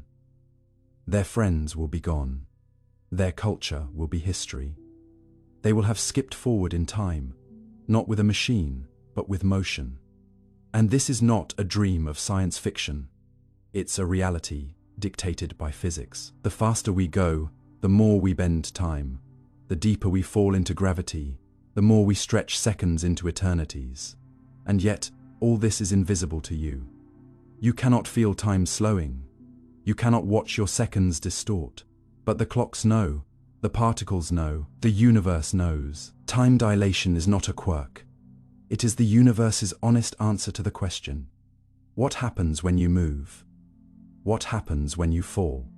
It tells us that time is not a ruler, but a rubber band. That the present is not a shared moment, but a personal lens. That motion and mass do not just shape your place, they shape your pace. So the next time you look at a clock, remember, it is not showing you something universal. It's showing you your version of now and someone else. Moving faster, farther, deeper into gravity is watching a different now altogether, and both are real. Time doesn't break, it flexes. And in that flex, you find one of the most intimate truths of physics, that reality is personal. That time, that sacred river you swim in, is not a current flowing the same for all, but a shifting, bending stream that responds to how you move, where you fall, and how you choose to witness it. And in that truth, there is something strangely beautiful. Because it means that your life, your seconds, your memories, are yours alone. Written in a rhythm the universe composes just for you, moment by stretched moment.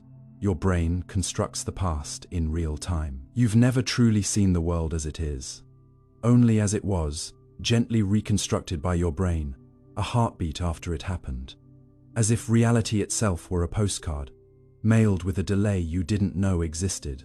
And in that quiet delay, that whisper, thin gap between the event and your awareness of it, your brain does something extraordinary. It builds your past, while you're still convinced you're in the present, stitching together a story that feels seamless, but is, in truth, carefully edited in real time by billions of neurons working like a memory factory just beneath your awareness, deciding which pieces to include, which to discard, and which to invent for the sake of narrative clarity. Because what you call now is not a live broadcast.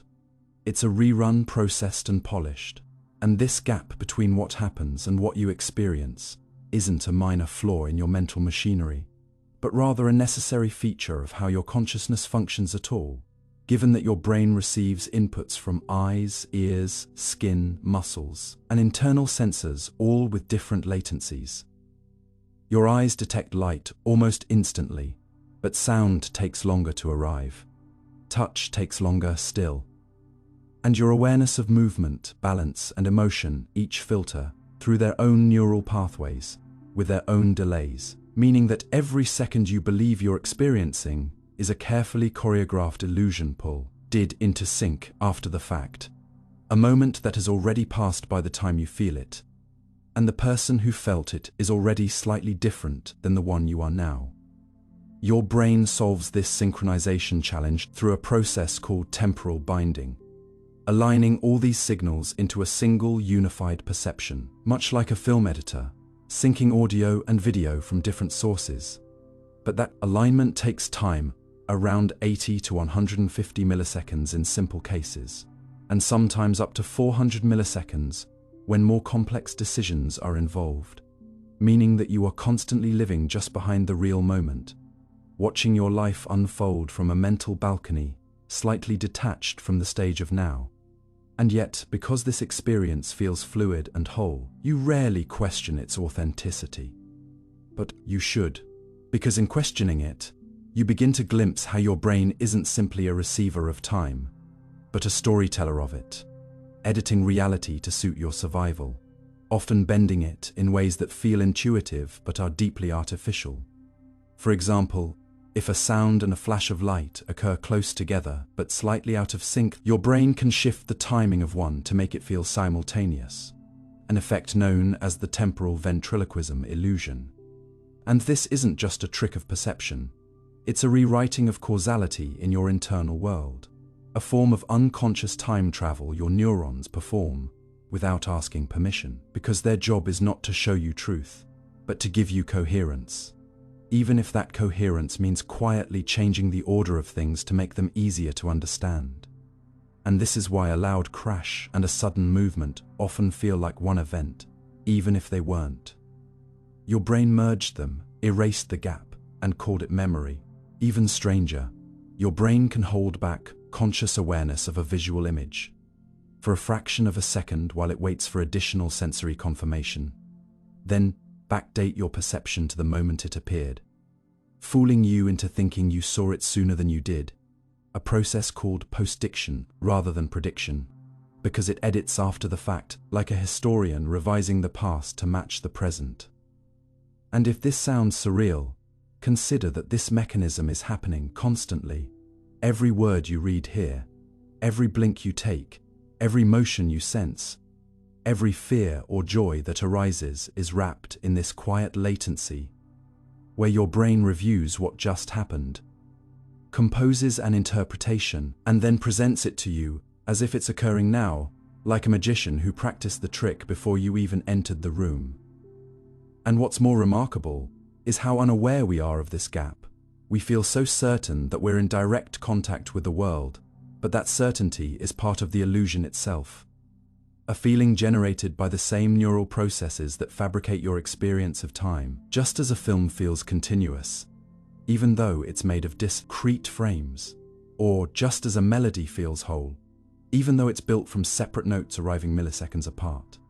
And in that sense, your brain is less like a mirror and more like a composer, using fragments of reality to create a symphony that only exists in your mind, a delayed, filtered, and harmonized version of the world that allows you to function, to feel, to survive, but at the cost of living, always slightly after the fact, never truly catching up to the present, always reliving what has already gone by, and yet calling it now, because the truth would be unbearable if fully realized. So the next time you feel a moment wash over you, a word, a glance, a breath, a memory, remember that what you're sensing is not the raw event, but the echo of it, shaped by processes you never see, constructed by a brain that is always catching up, always editing, always protecting you from the disjointed chaos of raw input by wrapping it in meaning, narrative, and smoothness.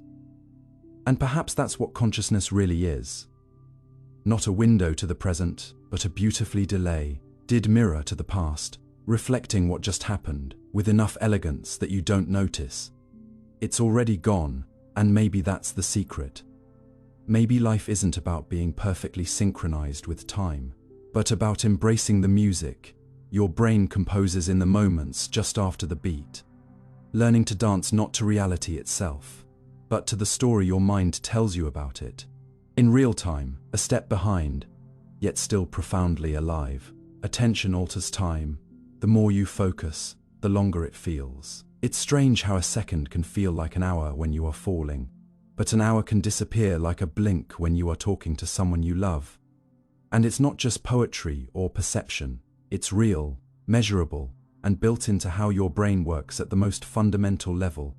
Because time, at least the kind you experience, does not pass uniformly, and the tempo of your existence not set by the ticking of a clock, but by the rhythm of your awareness, the beat of your attention, and the spotlight of your focus, which stretches or compresses reality like a rubber band, depending on how tightly you pull it. In fact, the more attention you pay to something, the longer it feels like it takes, and the less you notice, the faster it flies by. And this isn't just some vague illusion. Neuroscience has revealed that your sense of time is an active construction, stitched together by your brain moment to moment, heavily influenced by how many details you are noticing, how much novelty is flooding in, and how vividly your memory stores what just happened. For example, when something is new, a first kiss, a foreign city, a surprising twist, your mind goes into overdrive, trying to absorb and encode all of it. And because it is collecting so much data, your brain later plays it back in slow motion, making the event feel long and stretched out in retrospect. Whereas, when you're in a routine, autopilot state, commuting the same route, folding laundry, scrolling your phone, your brain filters out most of the input as unimportant, which leads to fewer memory markers. And so when you look back, those hours seem to vanish into nothing, not because time moved faster, but because your brain simply didn't bother writing down the details. And so it tricks you into thinking time was short. And this isn't just about memory. It affects your live, in the moment experience of time too. Because experiments show that when you concentrate intensely on something, like threading a needle or navigating a difficult video game level, time appears to stretch out, almost freeze. And neuroscientists believe this is because your brain's temporal resolution, its frame rate, if you will, increases, slicing your awareness into finer and finer moments to help you respond with more precision, making time feel like it is moving in slow motion, especially in high adrenaline situations like accidents or emergencies, where the body floods with norepinephrine and attention locks in so tightly that seconds dilate into what feels like minutes, allowing you to notice every crack, sound, and movement in exquisite, sometimes terrifying detail. But the opposite is just as real. When you are distracted, multitasking, or letting your mind drift, time can accelerate without you realizing it. Which is why an entire evening can vanish while scrolling endlessly on social media, because your brain is skimming instead of diving deep, and it leaves behind no rich memory trail to suggest that anything meaningful happened, making it seem like time disappeared, when in fact, you simply weren't paying attention. Attention, then, is not just what you look at. It's how you shape the passage of time itself, stretching it when you focus, compressing it when you don't, and this becomes even clearer when you look at experiments using oddball stimuli, where a sudden, unexpected event, like a flashing image or a loud beep, is judged by participants to last longer than a normal one, even when both are the exact same duration. Because novelty hijacks your attention and makes your brain lay down more detailed information, which tricks your internal clock into thinking more time must have passed to justify how much it noticed. In fact, your inner timekeeping isn't tied to any single place in the brain, but spread across many regions, from the cerebellum to the prefrontal cortex to the basal ganglia, each tracking different timescales and integrating them, depending on your state of arousal, focus, and memory.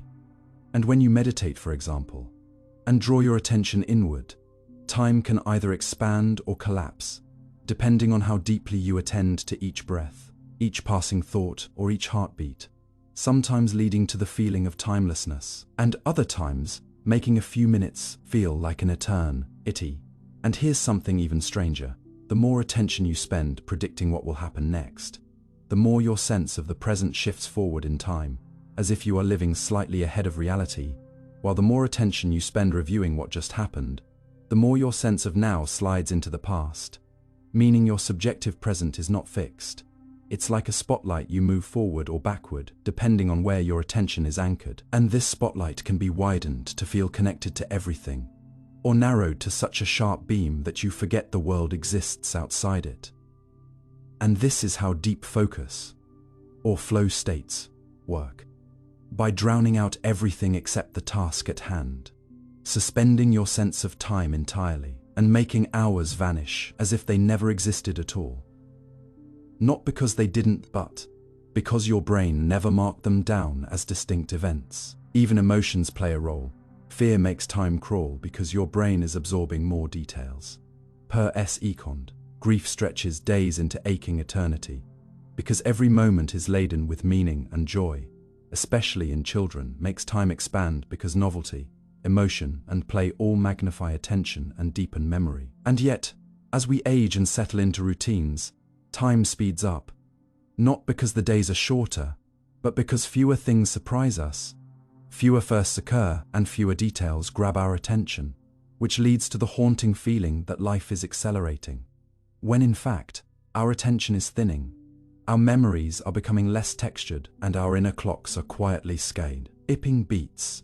But you can slow it down again, by noticing more, by focusing on the little things, by deliberately stepping outside your routines and letting the world surprise you, because every time you widen your attention, you stretch time itself, and in doing so, you reclaim a sense of presence that isn't measured in seconds or minutes, but in richness, awareness, and meaning. In the end, the strange truth is that you are not merely inside time.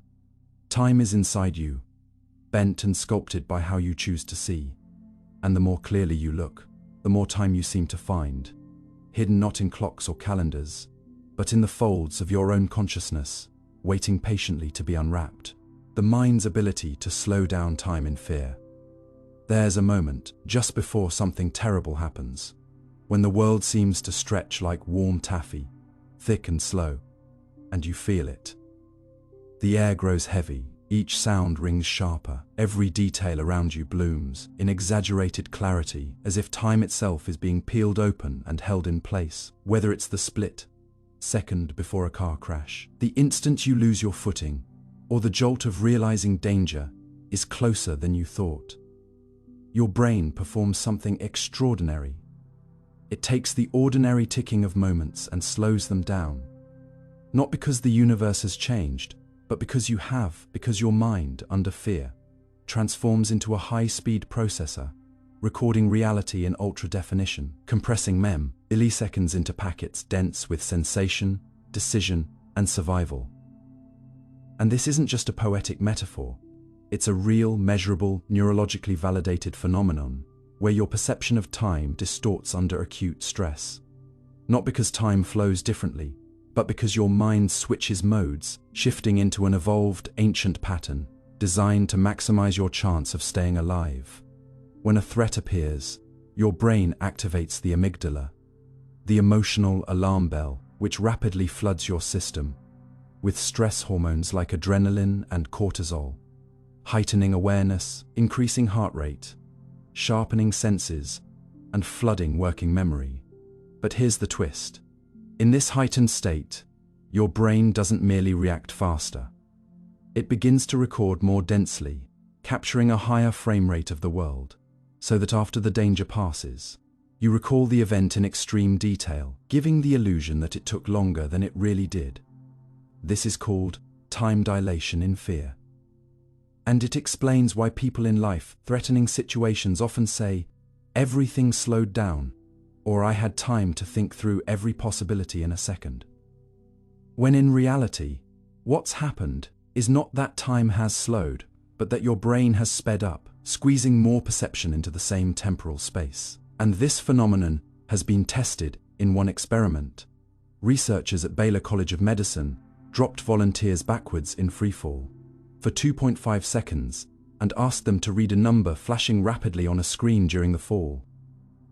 The subjects felt like their fall lasted longer than those merely watching, but they couldn't read any faster than normal, suggesting that their actual perception hadn't sped up, but their memory encoding had, meaning they remembered more detail, which made the moment seem longer in hindsight. So what fear does is not change the passage of time, but alter how thickly your mind lays down memory tracks. The more densely you record, the longer the moment feels after it's gone, and that mechanism is not a flaw but a gift from evolution. When every second might matter, your brain needs to track more detail, run more simulations, anticipate more outcomes. And it does so by charging attention and locking you into the now, often at the expense of long-term memory or language. Which is why, during traumatic experiences, people may feel speechless, dissociated, or later struggle to explain what they lived through. Their brain was too busy surviving to write the story clearly. And this ability, though powerful, has a cost. Because when your system keeps defaulting to fear, when you are constantly braced for threats, your perception of time becomes skewed, stretched in unpleasant ways. And this may contribute to the sensation of days dragging or nights never ending for those living in prolonged stress, anxiety, or trauma. Not because the day is longer, but because their brain is recording it more intensely, trying to survive every moment instead of simply living it. This also explains why childhood, filled with new, uncertain, and often fearful firsts, feels longer in memory than adulthood. A 5-year-old's brain encodes experience richly because everything is novel and sometimes frightening. Whereas an adult's brain, trained by routine and dulled by familiarity, compresses time and lets it fly by unnoticed. Fear, in its most primal role, slows time not as a punishment, but as a strategy to give you more room to act, more awareness to assess, and more clarity to survive. And in those rare moments where your life depends on it, you become something like a living camera in slow motion, drinking in reality frame by frame with intense resolution. And this effect can be so strong that some who survive near-death experience emerge with an altered sense of time itself, forever changed by the feeling that time is not steady, but elastic, fragile, and intimately tied to how we feel. And the question this raises, the one we don't often ask, is whether time ever feels true, or if it always bends to the contour of our emotions. And if so, what does it mean to live a life constantly reshaped by how threatened or safe we feel? Can we trust our clocks if our inner ones warp so easily? Can we ever really say how long something felt when the mind is a master of distortion in the name of survival? Fear, it turns out, is not just an emotion. It's a lens, a magnifying glass that enlarges the now until it swallows all else.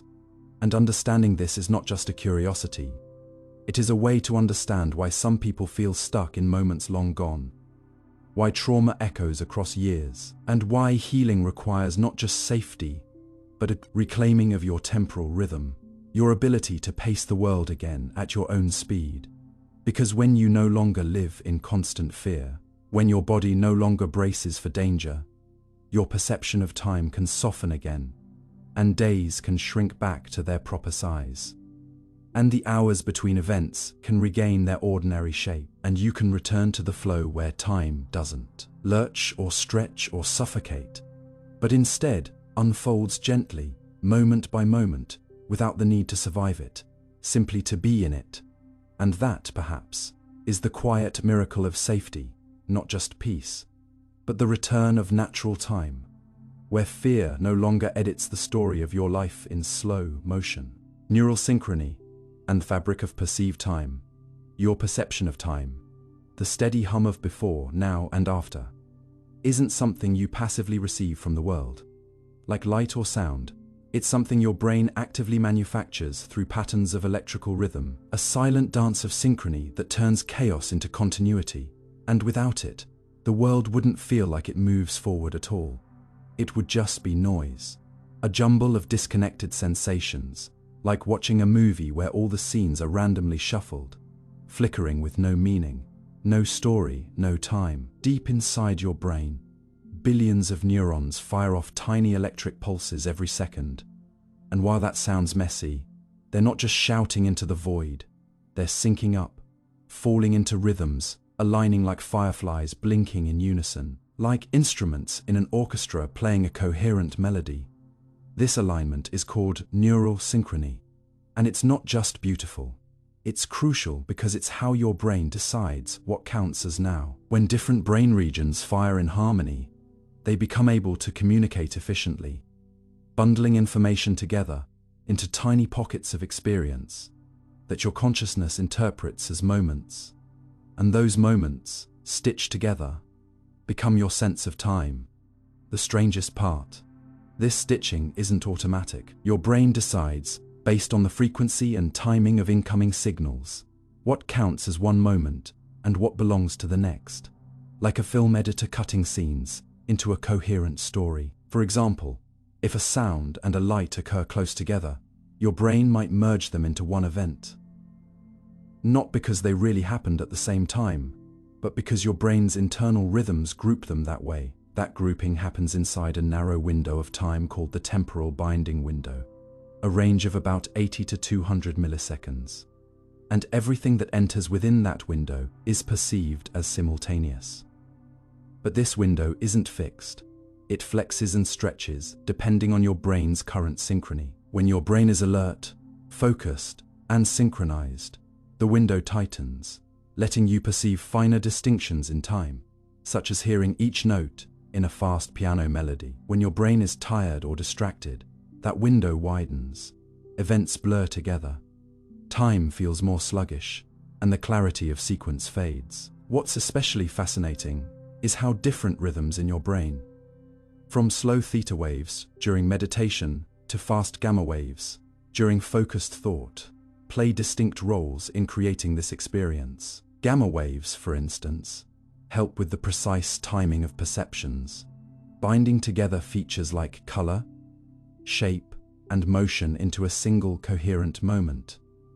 Theta waves, on the other hand, are linked with memory and sequencing, helping your brain remember the order of events. When these rhythms fall out of sync due to fatigue, trauma, or neurological disorders, people often report that time feels distorted, events repeat, time loops, or they feel stuck in the same moment. Some patients with schizophrenia, for instance, have disrupted gamma synchrony, leading to confusion about what came first, what's real, and how long things are lasting. And people with ADHD often have wider temporal binding windows, which may explain why time seems to slip through their fingers. They feel like everything is either too late or too early, never quite now. But here's something that might change how you view your own consciousness. The very act of attention, choosing what to focus on, seems to create temporal structure. When you lock onto something, like a voice in a crowd or a moving object, your brain synchronizes to its rhythm. This is called neural entrainment. Your brain waves literally align with external stimuli, like dancing in step with the beat of music, allowing your mind to carve out time pockets around what matters most. In this way, attention sculpts time itself. Without focus, moments drift. With attention, they crystallize. And in moments of intense danger, where survival is at stake, your brain ramps up gamma activity, increasing precision and slowing your perception of time. Not because the world slows down, but because your brain is taking in more information per unit of time, giving you the illusion of a stretched second. But why does synchrony matter so much for memory, emotion, and even identity? Because your brain encodes not just what happens, but when it happens, and it uses synchrony to do it. Memories are tied to specific rhythms.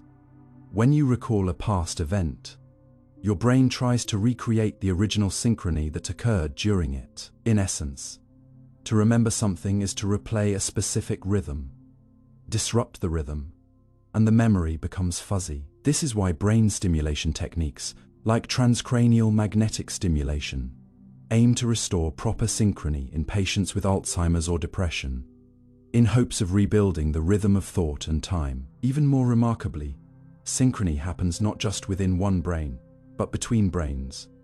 When people talk, collaborate, or connect deeply, their brainwaves begin to sync. This is called interpersonal neural synchrony. And it has been observed between musicians playing together, teachers and students during deep learning, and even romantic partners during eye contact. Time, in a sense, becomes shared. Your sense of now, your flow of experience, your understanding of causality, all are shaped by how well the symphony of your neurons is keeping beat. And unlike a traditional clock, your brain's clock doesn't tick at regular intervals. It pulses in rhythms that shift with mood, age, and need. A baby's brain pulses differently than a teenager's. A meditator's brain synchronizes in more relaxed patterns than someone checking 5 notifications a minute. This is why time feels fast when you're overwhelmed and slow when you're calm. Your experience of time is a mirror of your mental rhythm. The practical implications are enormous. By training your attention, regulating your breathing, or engaging in rhythmic activities like music, dance, or poetry, you can literally reshape how you perceive time. You can become more present, more grounded in your now. And if you feel like time is slipping away, not metaphorically, but neurologically, it may be because your synchrony is off. But it's not permanent. Brains are plastic. Rhythms can be relearned. And maybe, just maybe, the secret to living fully isn't to race against time, but to harmonize with it. Because time isn't just what clocks tell us, it's what our brains feel, create, and live through, one synchronized moment at a time. And if you can hear that rhythm, not just in thought, but in breath, in emotion, in connection, then you're not just in time, you're of time. You are time. Your inner clock isn't linear. You've probably been told that time ticks forward like a metronome. Always even. Always steady. Always predictable. But your body tells a different story. One that defies the tick-tock tyranny of clocks and exposes a deeper truth. Your inner experience of time isn't linear at all. And it never has been. Imagine waking up on a Monday morning, dreading the hours ahead, and then being shocked by how slowly the day drags on. And yet, by Friday night, you wonder where the whole week disappeared to. That contradiction isn't a glitch in your memory or a fault in your calendar. It's the signature of an internal system that doesn't operate by the rules we impose on it. Deep within you, hidden in the rhythms of your heartbeat, the patterns of your breath, the cycles of hormones, and the waves of brain activity, lies a complex network of biological clocks, each one ticking to its own rhythm, each one shaping how you perceive the passing of time. Not as a straight road, but as a winding path full of dips, loops, and spirals. There is the suprachiasmatic nucleus in your brain's hypothalamus, a tiny cluster of about 20,000 neurons that responds to light and acts as your master clock, setting your circadian rhythm, the 24-hour cycle that tells your body when to sleep, when to wake, when to feel hungry or alert or tired. But that's just the surface. Your liver has its own clock, separate from your brain. So do your kidneys, your lungs, your heart, even your skin. These peripheral clocks operate semi-independently, constantly adjusting to your behavior, your environment, and even your emotions. And when these clocks fall out of sync with one another, as they often do during stress, jet lag, shift work, or illness, you don't just feel off, your very sense of when things happen begins to warp. A minute can feel like an hour, or an hour can vanish in what seems like seconds. Time becomes elastic, pulled and compressed by your biology. But why would evolution design something so unreliable? The answer is, it didn't need to be linear, only functional. In nature, survival isn't about measuring perfect time. It's about adapting to the present. If a predator is chasing you, your perception of time slows to help you react. If you're safe and calm, time flows freely, almost unnoticed. Your brain and body stretch or compress time depending on what you need to survive, to rest, to heal. That's why moments of fear feel frozen, why childhood summers felt endless, and why adulthood feels like it is speeding up. Your inner clock, unlike a machine, is sensitive to meaning. It listens to memory, emotion, attention, and context. It doesn't count seconds, it measures significance. Think about this. When you're fully immersed in something, a conversation, a game, a moment of love, pause can vanish in what feels like a blink. But when you are anxious or bored, you become acutely aware of each dragging second. That's not your imagination.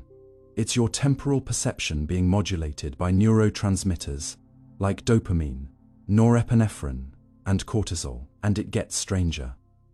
Studies have shown that your sense of now isn't fixed. In fact, your brain blends the last few hundred milliseconds into what feels like a single present moment. That means what you call the present is already the past, compiled and constructed just in time for your awareness to catch up. Even your sense of past and future isn't anchored. If you close your eyes and try to recall a vivid memory, your brain activates many of the same regions it uses to imagine the future. To your neurons, remembering and imagining are nearly indistinguishable. That's why time feels more like a story than a schedule. Your mind stitches events into a narrative, not a timeline. And the plot twists come when that narrative breaks, during trauma, grief, awe, or deep meditation. In those moments, time can seem to stop, or loop, or dissolve altogether. Some cultures have always understood this. Indigenous traditions speak of circular time, of seasons returning, of life spiraling, rather than marching forward. Even Einstein hinted at it when he said, "The distinction between past, present, and future is only a stubbornly persistent illusion." And yet, we build our lives around digital clocks, calendars, deadlines, tools that help us coordinate with others, but don't reflect how we truly experience existence. So what does it mean to live with a non-linear clock inside a linear world? It means your inner life will always move differently than the world around you, and that's not a flaw. It's a form of freedom. It means you're not stuck in a rigid schedule of seconds. You're swimming in a sea of sensations, with your emotions as currents and your memories as tides. It means your experience of time is yours, fluid, unique, and constantly shifting. So the next time you feel like time is slipping away, or dragging its feet, or looping back on itself, don't panic. That's not your clock breaking. It's your perception adapting. Because your inner clock doesn't care about the hour. It cares about the moment, the weight of it, the shape of it, the meaning it holds. And maybe, just maybe, that's what time really is. Not a line you walk, but a rhythm you dance to, a song you live inside. You're not behind or ahead. You're just where you are, in a moment that's only yours. Your body has many clocks and they don't agree. You might think there's just one clock ticking inside you, quietly marking the seconds of your life like the hands on a watch. But the truth is far stranger, far more chaotic, and far more beautiful than a single tick, tock rhythm could ever capture. Because within you, at this very moment, countless invisible clocks are running in parallel, each one keeping time for its own purpose, each one shaped by its own history. And they don't always agree on what time it is. One tells your stomach when to growl. Another signals your brain to feel sleepy, while yet another whispers instructions to your immune system, quietly adjusting its readiness based on something as subtle as the time of day. And though we call it circadian rhythm, as if there's a singular beat underlying our biology, the deeper truth is that every cell in your body has its own clock, its own sense of past and future, and every organ, your heart, your liver, your skin, even your fat tissue, synchronizes itself to its own internal timekeeper, influenced not only by light and darkness, but also by food, temperature, movement, and creating a dynamic orchestra of biological timing that's astonishingly complex. And just like an orchestra, when even a few instruments go out of sync, the music of your health begins to falter in subtle and dangerous ways. For instance, your digestive system anticipates meals based on patterns, not hunger.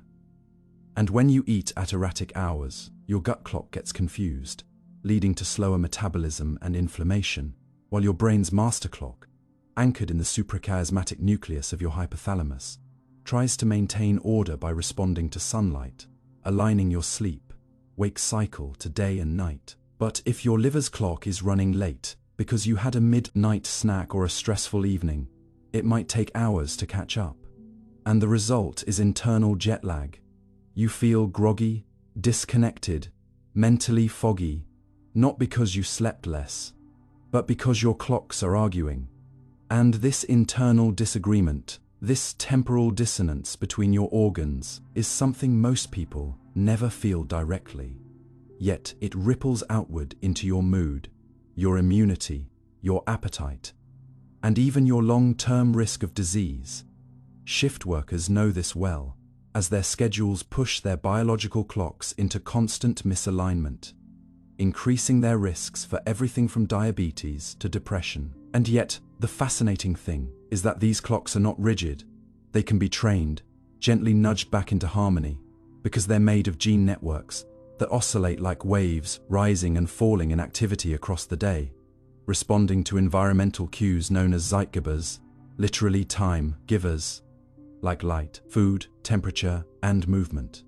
Which means your body isn't a machine with one clock, but a living galaxy of time, keeping systems, orbiting around a fragile balance, always trying to sync itself to the rhythm of the world outside you. And when your lifestyle sends mixed signals, when your eyes see daylight at midnight from a phone screen, or when you skip meals and binge later, or when you rest during the day and stress at night, your clocks begin to drift, and the result is something you feel not in seconds, but in symptoms, fatigue, cravings, anxiety, and a dullness you can't quite explain. And here's where the mystery deepens. Because even within your brain, different regions keep different times. Your hippocampus, the memory center, runs on a slightly different cycle than your amygdala, which governs emotion. And both of them can be out of sync with your prefrontal cortex, the home of rational thought. So a single emotional memory can feel out of proportion, simply because it was time-stamped by a different clock than the one you're currently using to make sense of it. And in dreams, this becomes even more surreal, as your perception of time is shaped not by any external clock, but by the internal dynamics of neural circuits, pulsing in slow or rapid patterns, creating minutes that feel like hours, or hours that vanish in seconds. And this isn't just poetic. Neuroscientists have found that these differences in clock cycles across the brain can affect everything from how we remember trauma to how we make decisions under pressure. And understanding this opens a door not only into biology, but into self-awareness, because it reminds you that your sense of being on time or off isn't always about the schedule on your calendar, but about how aligned or misaligned the many clocks inside you happen to be today. It means that your grogginess isn't laziness, your hunger isn't always about calories, and your sadness may not come from events, but from rhythms, because when your body's clocks fall out of sync with each other, and with the world outside, everything starts to feel harder, even if you can't put your finger on why. And here's the strange beauty. You can influence them because your clocks are listening. They adjust in response to routine, to light, to movement, to rest. And by anchoring your life to regular cues like waking with the sun, eating at consistent times, spending mornings in natural light, and winding down gently at night, you can bring your clocks into resonance, creating a harmony that echoes through your physiology, calming your heart, sharpening your mind, restoring your sleep, and making your days feel less like battles and more like balanced flows.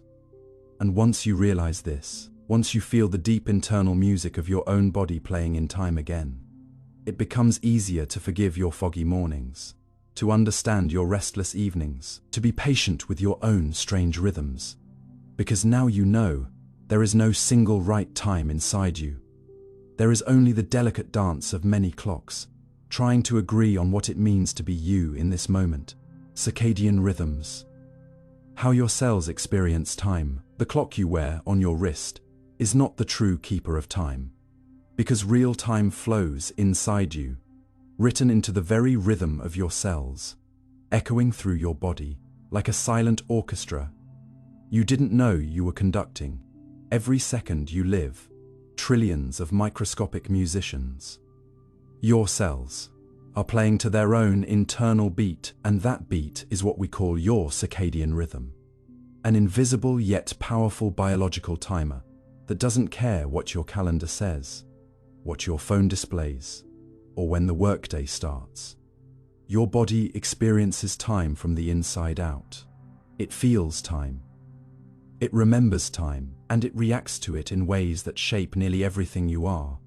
From your mood, your memory, your immune response, to your hunger, your heart rate, even your risk of disease. This inner rhythm isn't just about sleep. It's about the timing of everything. Deep in the core of each of your cells lies a molecular clock, built from loops of genes and proteins that rise and fall in a roughly 24-hour cycle. These genetic clocks don't tick with gears or hands, but with pulses of chemical expression, determining when a cell should divide, when your liver should process sugar, when your brain should be alert, and when your skin should repair itself. This cycle is ancient, etched into our DNA by millions of years of evolution under a rotating Earth. Long before there were cities, or jobs, or electricity, there was light and dark, day and night. And life learned to synchronize with that eternal dance. But what happens when you break the rhythm? When you live in constant artificial light? When you stay awake through the night? When you eat breakfast at midnight? When you ignore the primal cues that your body is trying to whisper to you? Your cells become confused. Signals arrive at the wrong time. Organs fall out of sync. Your sleep suffers, your metabolism stumbles, and your immune system weakens. You feel it as grogginess, anxiety, hunger at odd hours, brain fog, or fatigue that no amount of coffee can fix. But beneath those symptoms is a deeper kind of chaos. Temporal misalignment. Your body becomes like an orchestra, with no conductor, each section playing in its own tempo, clashing instead of harmonizing. And over time, this dissonance increases your risk for chronic diseases, diabetes, obesity, depression, cardiovascular issues, and even certain cancers. Because time, in biology, is not just a dimension, it's a language. One your body depends on to keep order. One that's older than civilization itself. Yet, what is most extraordinary is that these cellular clocks aren't just passive timers. They're adaptive, capable of syncing to external cues. Light is the most powerful signal of all. A specific group of cells behind your eyes, in the suprachiasmatic nucleus of your hypothalamus, acts as the master clock. It receives light through your retina. It's like the conductor's baton, waving out rhythms that ripple down to your lungs, liver, muscles, and more. But this master clock can only work with what it's given. If you bombard it with bright light at night, you reset it. If you shield it from morning light, you delay it. Jet lag isn't just psychological. Your cells are literally living in yesterday. And shift work isn't just tiring. It's a war between your inner time and the outside world. But light isn't the only cue. Food is another. When you eat tells your body when to digest, when to burn fat, and when to rest. Your digestive system has its own rhythms, and mistiming meals, especially late at night, can throw your metabolism out of sync. Even temperature, exercise, and social interaction influence your body's sense of time. You are a constellation of clocks, all ticking together, or falling apart, depending on how you live. This complexity is breathtaking. For instance, did you know that your blood pressure naturally rises in the morning, peaks in the afternoon, and falls at night? That's why most heart attacks happen just after waking. Or that your body's ability to fight infection fluctuates across the day, with immune cells being more vigilant at certain times than others. Even medications work differently depending on when they're taken, a field called chronopharmacology. The same drug can be twice as effective or twice as harmful depending on timing. This isn't theory, it's practice. Hospitals that adopt time-based care see better outcomes. Athletes perform better when they train in sync with their chronotype. Students retain more information when they learn at optimal hours. And yet, most of society still runs on a mechanical clock, not a biological one. You are expected to be alert at 5 a.m., productive until 8 p.m., and social in the evening, regardless of whether your body agrees. Some people are naturally early risers, others are night owls. Forcing everyone into the same schedule ignores biological diversity and punishes those whose clocks are wired differently. But what if you started listening? What if you structured your life not around arbitrary hours, but around your own cellular rhythm? What if waking early wasn't a virtue for everyone, but just one chronotype among many? Imagine aligning your work, meals, sleep, and activity with the peak performance windows of your biology. You might sleep better, think clearer, heal faster, and most importantly, feel more whole, because you'd be living in time, not fighting against it. And it starts simply: get morning sunlight, eat meals at regular hours, dim your lights at night, keep a steady sleep schedule. These habits aren't trivial, they're biological anchors. They signal to your cells that all is well, that the conductor is back, that the music of your body can play in harmony again. In the quiet drama of your physiology, circadian rhythms are the unsung heroes. They govern life's choreography, from the flicker of your thoughts to the steady beat of your heart. You are not a machine that runs the same every hour of every day. You are a living clock tower, built from billions of ticking gears, each one delicate, reactive, and essential time. For you isn't just measured, it is felt, it is lived, it is orchestrated. And when that orchestra plays in tune, you feel it, not just as health, but as peace, as clarity, as vitality. Because you are not just in time, time is in you.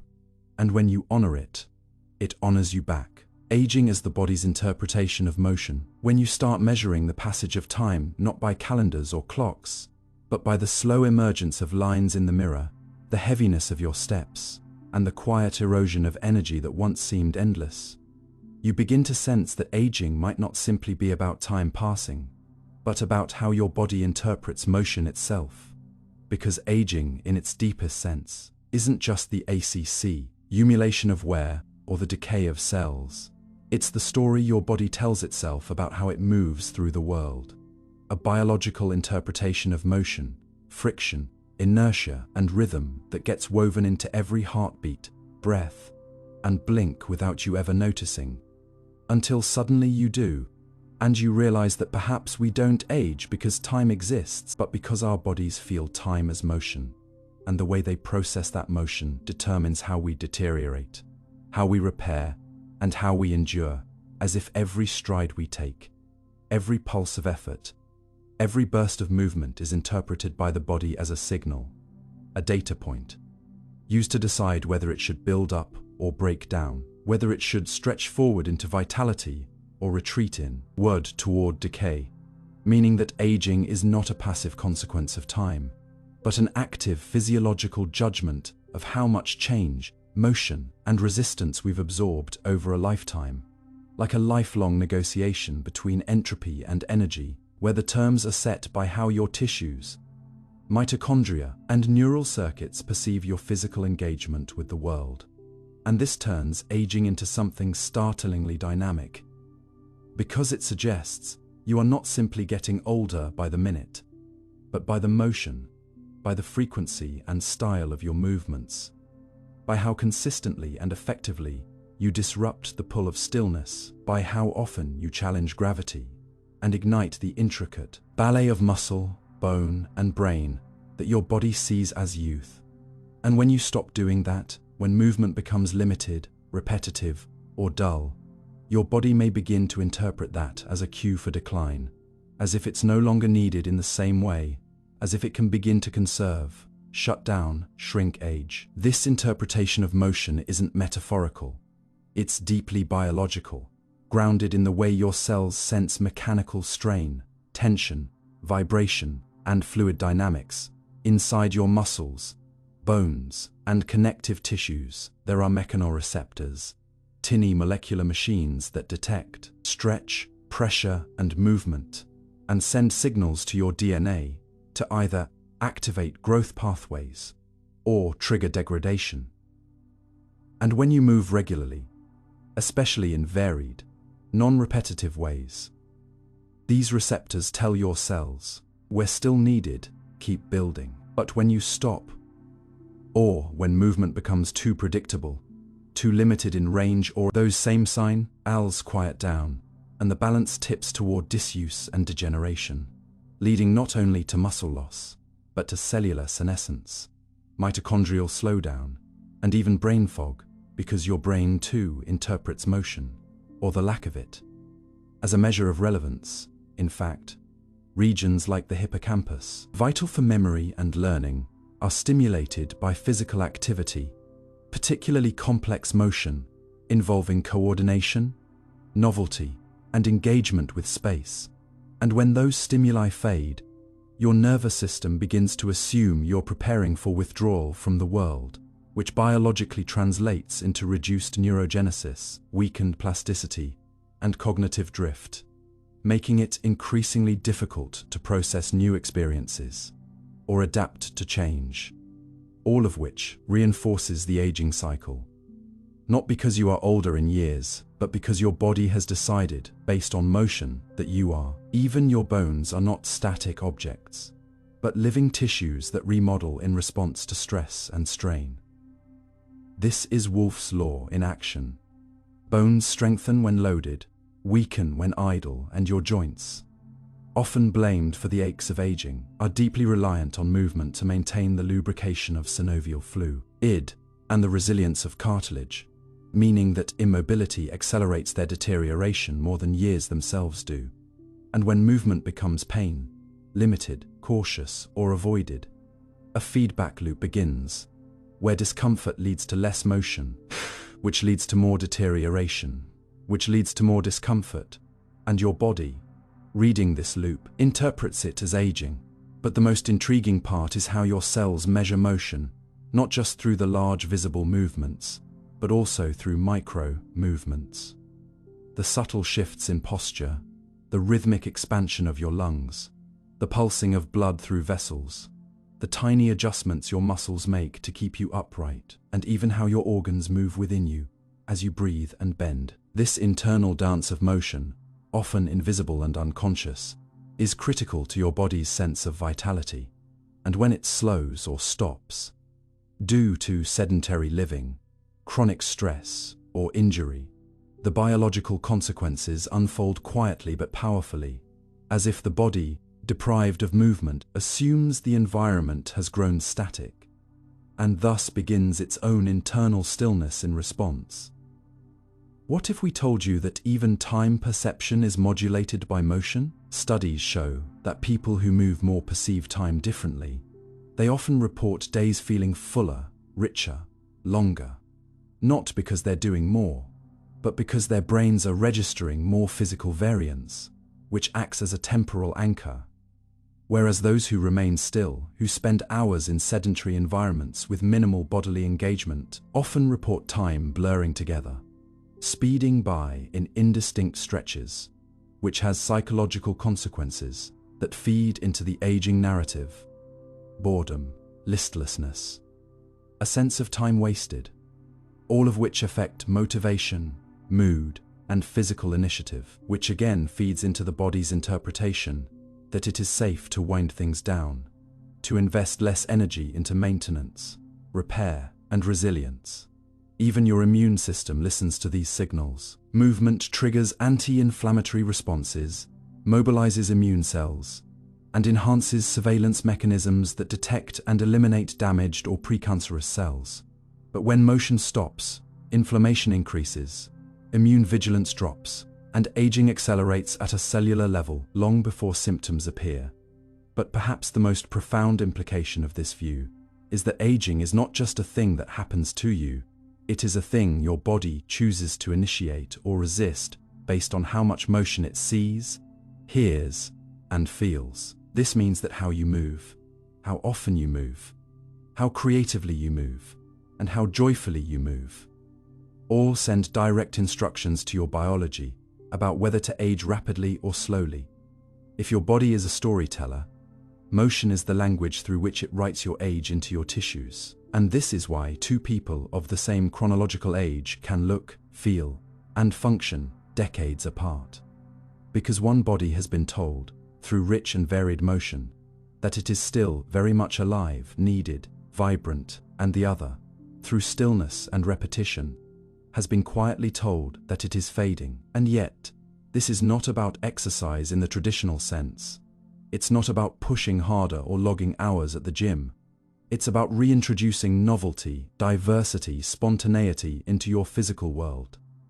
Dancing unexpectedly, walking a new route, climbing, twisting, reaching, playing, inhabiting your body like a curious animal rather than a machine on a schedule, because that's what your body evolved for.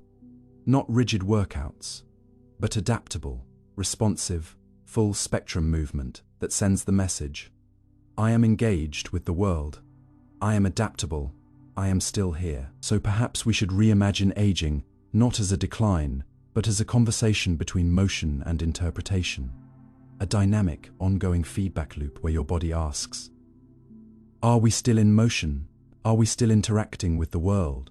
Are we still being challenged? And you, through your actions or inactions, answer that question 1,000 times a day without ever saying a word. And every answer accumulates, shaping not just your appearance, but your energy, your sharpness, your drive, your mood, your lifespan, and the quality of your years. If you believe that time alone makes you older, you'll surrender to the calendar. But if you understand that motion is how your body interprets time, then every step you take becomes an act of resistance. Every reach a declaration of youth. Every movement a signal that says, not yet. Because as long as your body feels movement, it believes in possibility. And when it believes in possibility, it postpones decline. So maybe aging isn't the slow falling away of vitality. Maybe it's the slow forgetting of motion. And maybe the key to remembering is simply this: don't stop moving, not out of fear, but out of trust. Trust that motion is not a luxury. It is a message, one that your body listens to, one that says, I'm still writing this story. I'm not done yet. Why your heartbeat feels slower when you're still. You might have noticed it in the quiet moments, when everything around you settles, when your body is finally still, and you begin to sense your own heartbeat, like a distant drum in an empty hall. Soft, slow, almost as if time itself has stretched to match your stillness. And you wonder, is my heart actually beating slower? Or am I just now able to feel it? This question, simple on the surface, opens a hidden door into how your brain perceives internal rhythms, how attention reshapes time, and how stillness doesn't just quiet the world around you. It rewires how you experience your own physiology. Because the sensation that your heartbeat slows when you're still isn't just a poetic metaphor. It's a measurable phenomenon with deep neurobiological roots. It happens because your brain's interoceptive system, the part responsible for monitoring your internal state, suddenly gains clarity in the absence of movement, noise, and distraction. When your muscles stop contracting, your limbs stop shifting, and your environment stops demanding reaction, the internal sensors that usually take a backseat are given the spotlight. Like clearing fog from a mirror, your perception sharpens, not because your heart is radically changing, but because your mind is finally able to listen. But there's more. Your heartbeat does slow, physiologically, in response to stillness, but not because stillness alone slows it. Rather, because stillness allows the parasympathetic nervous system to rise, like the moon after a long day of sun, gently calming the rhythm of your body. And in this calm, you become more aware, not just of your pulse, but of the strange intimacy between attention and the body's internal clockwork. How the very act of noticing changes what is noticed. How focus slows perception. How presence reshapes physiological experience. The mechanics of this are beautifully layered. Your autonomic nervous system has two major divisions, the sympathetic and the parasympathetic. When you are in motion, especially during activity, your sympathetic system takes the lead. It increases heart rate, dilates pupils, fuels your muscles, and prepares you for action. But when you stop, sit, breathe, and become still, the parasympathetic system reclaims control, activating what is called the vagus nerve, a vast highway of signals running from your brainstem to your heart, lungs, and gut. Stimulation of the vagus nerve slows your heartbeat, reduces blood pressure, and brings your body into a state of calm readiness. This is not a shutdown, it's an optimization. It's your body saying, we're safe now, we can recover, we can heal. What's fascinating is how quickly this shift can happen. Within seconds of intentional stillness, especially when combined with conscious breathing, your heart rate variability increases, which is a sign of health and adaptability. Heart rate variability refers to the natural rise and fall between heartbeats. A high heart rate variability means your body is resilient. A low heart rate variability often reflects chronic stress or fatigue. When you're still, and your mind is not hijacked by stress, your heart rate variability tends to rise. It's as if your body takes a breath with you, sinking to your attention. But here's where it gets even more curious. Your perception of your heartbeat can become distorted depending on your mental state. Studies in psychophysiology show that anxiety and high arousal can make your heartbeat feel faster than it really is, while meditative states and focused attention can make it feel slower, even if the difference in beats per minute is marginal. Your brain is not just listening to your heart, it is interpreting it. And interpretation is shaped by context, emotion, and focus. Imagine sitting in a silent room with your eyes closed. You're not moving, nothing distracts you. As you inhale, you notice the slight pause before your heart pulses again.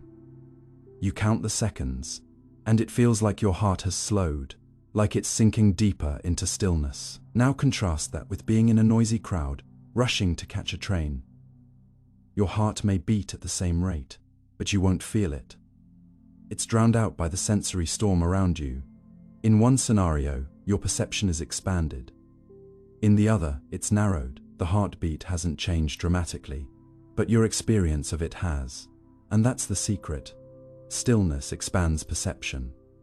It turns your body into a sound chamber where whispers become audible, where internal signals rise to the surface, where the body's rhythms are no longer background noise, but the main melody. And this isn't just subjective. Neuroimaging shows that during stillness, brain activity shifts away from sensory processing and toward interoceptive awareness.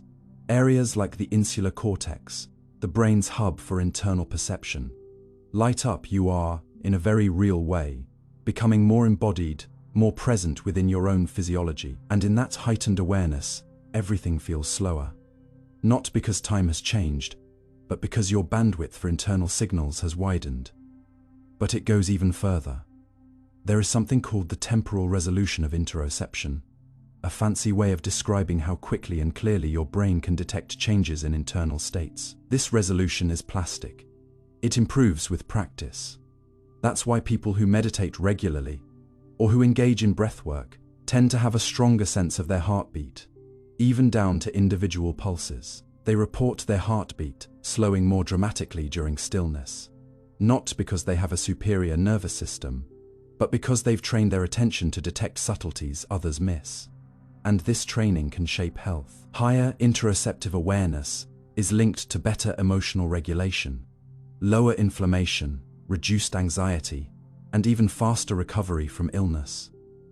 It also makes you a better listener to your body's needs, to your emotional shifts, to the signs of fatigue or stress before they become overwhelming. Stillness, then, is not just a lack of motion. It's a gateway into a richer relationship with yourself. It's how you turn down the noise of the external world so the quieter voice inside you can finally speak. And yet, there's an evolutionary question. Why would our perception of heartbeat slow when we are still?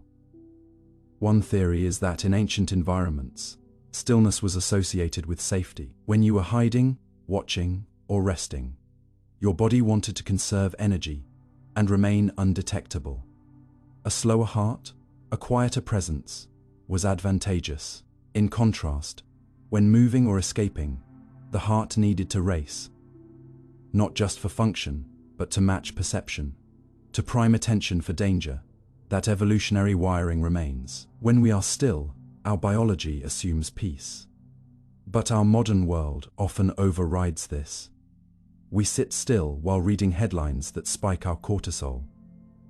We lie in bed scrolling through stressful news. We may be motionless, but our minds are not still. And so our heartbeat stays elevated. That's the mismatch. The body expects one thing, the mind delivers another. The heart listens to both. So if you want to truly feel your heartbeat slow, stillness is not enough. You must pair it with calm. You must send coherent signals across body and mind that you are safe, that you can exhale, that it's okay to let the rhythm soften. This understanding can transform how we relate to our own physiology. We often view the heartbeat as a background metric, important in emergencies, ignored otherwise. But the heartbeat is a storyteller. It reflects your emotions, your attention, your environment, and in the still moments, it becomes audible again. Not because it's louder, but because you're finally listening. And when you listen, you don't just feel your heart. You inhabit it. You become attuned to the pulse that has been with you since before you were born, that will continue until your final breath.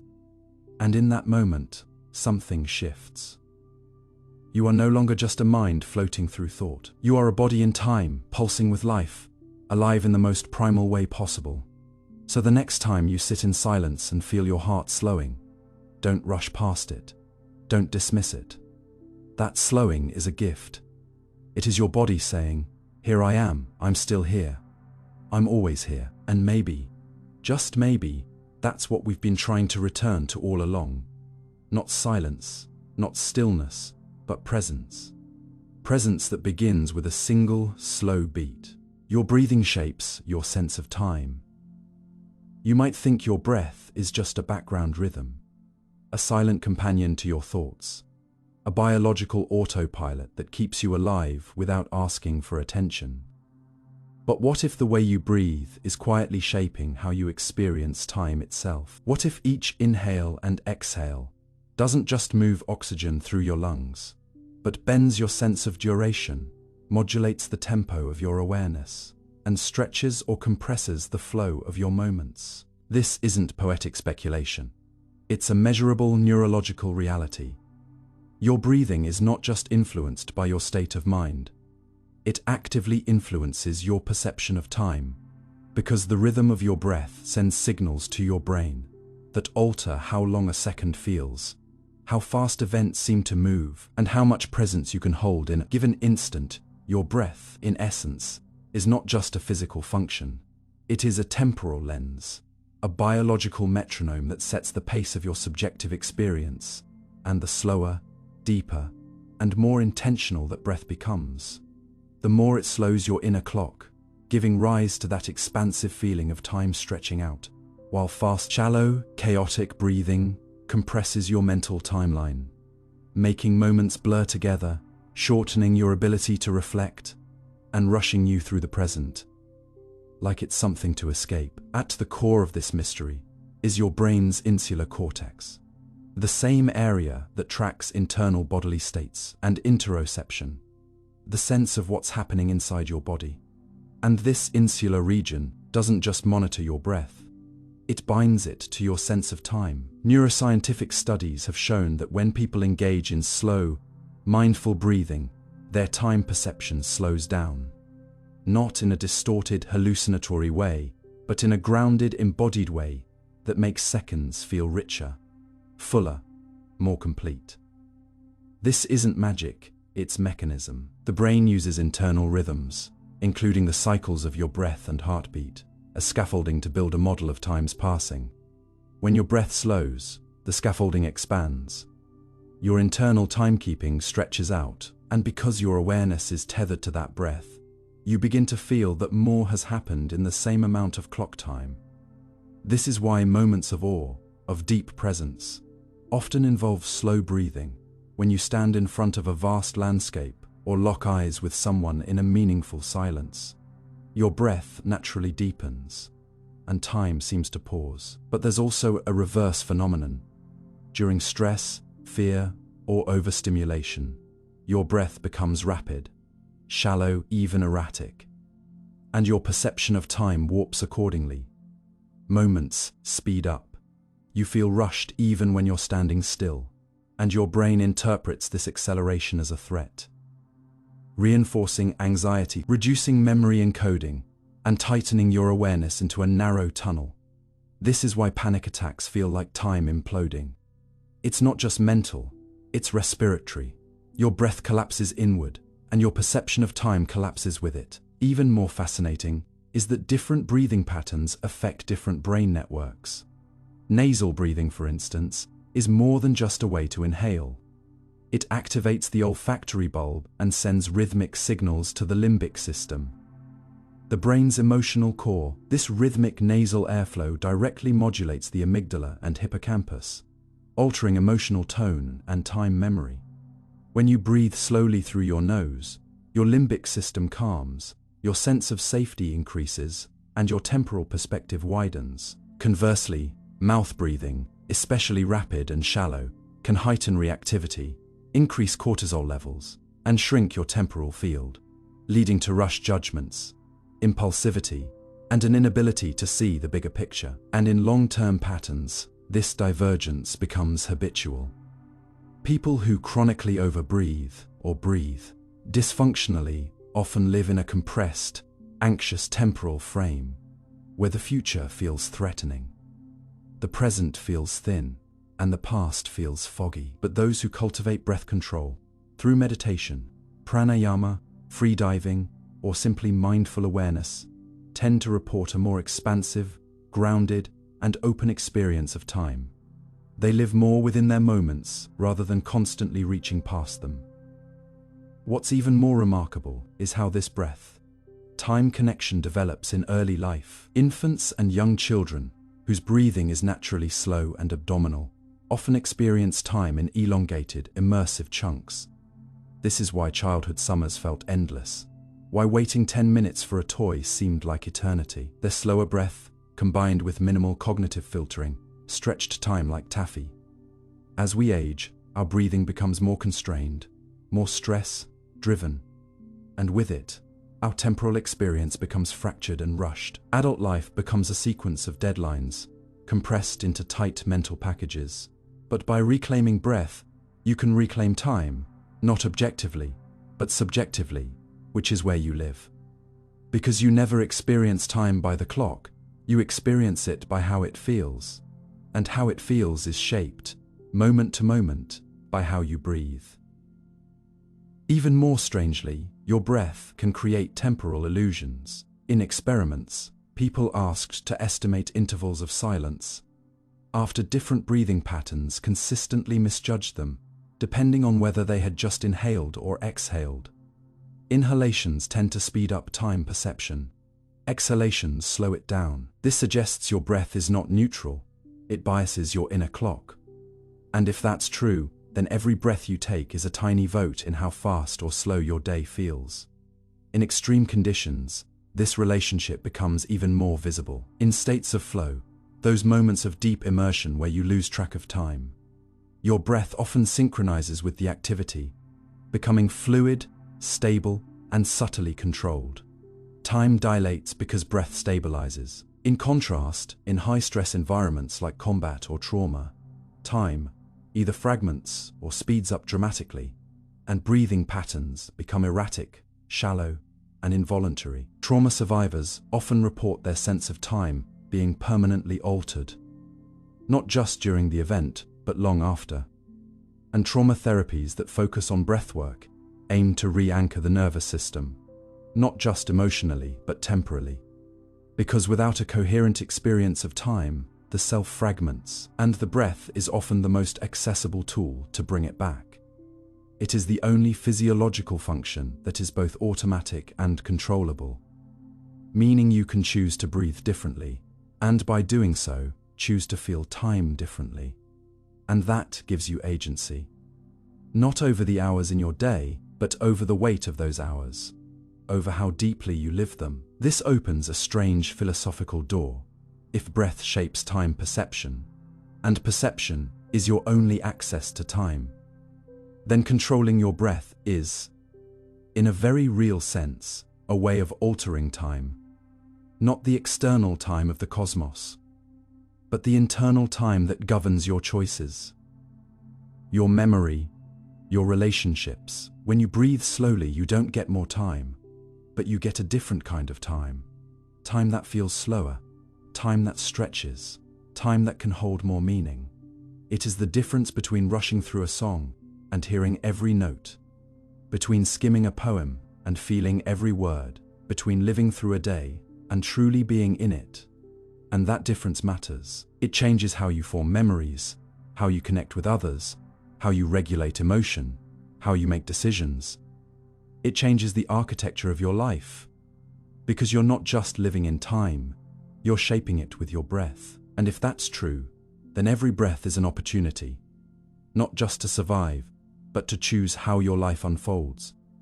Moment by moment, heartbeat by heartbeat, second by second. So the next time you feel the day racing past you, or the moment slipping through your fingers, don't try to grab more time, try to change the pace of your breath.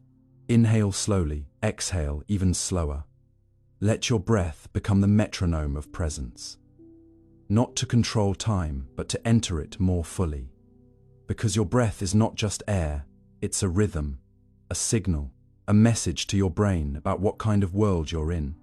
A world to fear, or a world to explore, a world to race through, or a world to dwell in. And the choice, every time, is yours. Not in your schedule, not in your productivity, but in your lungs, in your awareness, in the way you return, again and again, to that ancient rhythm that's been with you since the beginning, and that, if you listen, will guide you back to a slower, deeper, more spacious kind of life. The kind where time doesn't vanish, but becomes visible again, in the gentle rise and fall of your breath. Is time an illusion of the moving self? Have you ever wondered whether time is truly something that flows, or if it's just something that seems to flow because you are the one moving, not through space necessarily, but through change, through thought, through the evolving sense of who you are? What if time isn't an external river you're drifting along, but a trail of footprints left by your own shifting awareness? What if time is the mirror image of the self in motion, not a universal constant, but a psychological construct born from the fact that you cannot stay the same? This isn't just abstract philosophy. It's at the core of a growing body of research in neuroscience and theoretical physics that challenges the assumption that time exists independently of observation. Because when you strip away all the external cues, no clocks, no calendars, no sunrises or sunsets, and you remove even memory, you find something startling. The sensation of time disappears. What remains is not a blank void, but a now without direction, without depth, without motion. Until a self emerges to interpret, to reflect, to compare. Only when you change do you sense that something has passed. Time, then, might not be a container for events. It might be the effect of events, or more precisely, the effect of your relation to them, and that relation is grounded, not in physics alone, but in the mind's constant reassembly of identity, who you were, who you are, who you expect to become. Without a moving self, time might collapse into meaninglessness, not because it ceases to exist, but because there's no one to measure it. At the heart of this mystery is the deeply strange idea that time could be a psychological byproduct of narrative continuity. Your brain does not perceive the world as a single flowing stream. It takes discrete snapshots and stitches them together into a coherent sequence. Every perception, every memory, every choice is marked by transition. And it's those transitions, those subtle shifts in thought, sensation, and emotion, that form your internal sense of time passing.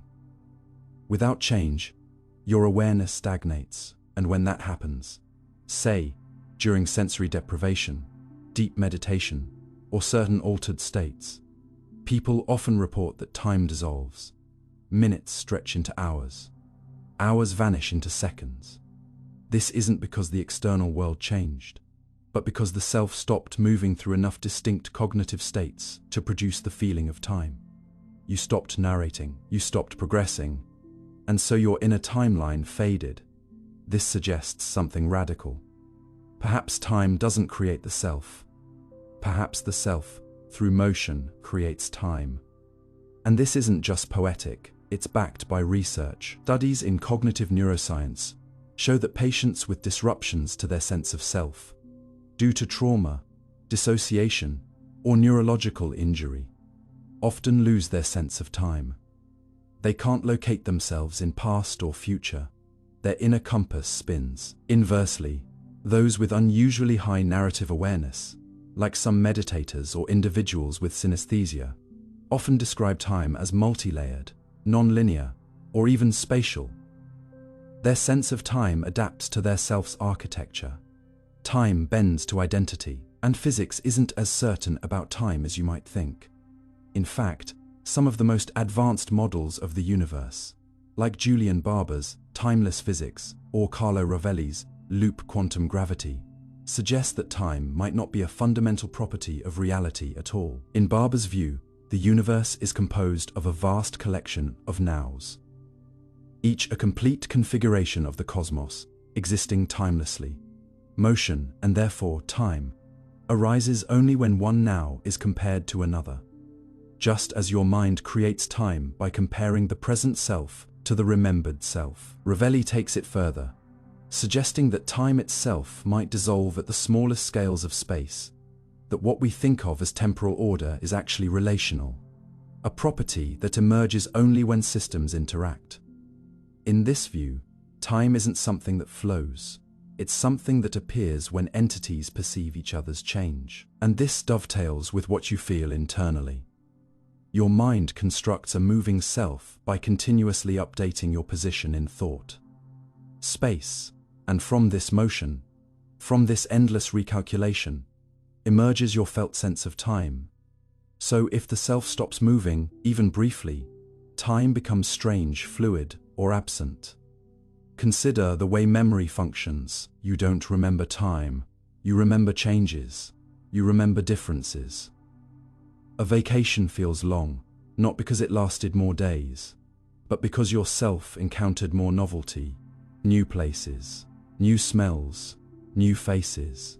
A day at the office might vanish into a single grey blur because your internal landscape barely shifted. Yourself didn't move much, so time didn't accumulate. This explains why trauma can distort time so radically. In moments of danger or shock, your perception fractures. You become hyper, aware, yourself shifts rapidly, and as a result, time slows. A second can stretch into a frozen eternity, but when you reflect on it later, the memory feels compressed, almost like it didn't happen at all. Because during trauma, the self experiences rapid dislocation, too many shifts in too short a span, or none at all, both of which confuse the temporal narrative. Again, time reveals itself to be less about duration and more about identity in motion. And this explains why the passage of time feels different depending on your age. As a child, yourself is in rapid transformation. Every experience shapes you. Every moment feels full. But as you age, and your sense of self becomes more fixed, time seems to accelerate. Not because the world changes, but because you change less. So the question arises, if time is linked to self-motion, can we manipulate time by altering the motion of the self? In some ways, yes. Practices that increase self-awareness, like mindfulness, breathwork, psychedelic therapy, or deep introspection, often change the way time is experienced. People report time slowing down or moments stretching into vast fields of awareness. Why? Because these practices amplify the transitions between inner states. They illuminate the motion of the self, making it more visible, more fluid. You feel yourself evolving in real time, and so time returns to its full richness. On the flip side, when your self becomes mechanical, when your days repeat, your choices narrow, your inner voice goes quiet, time accelerates.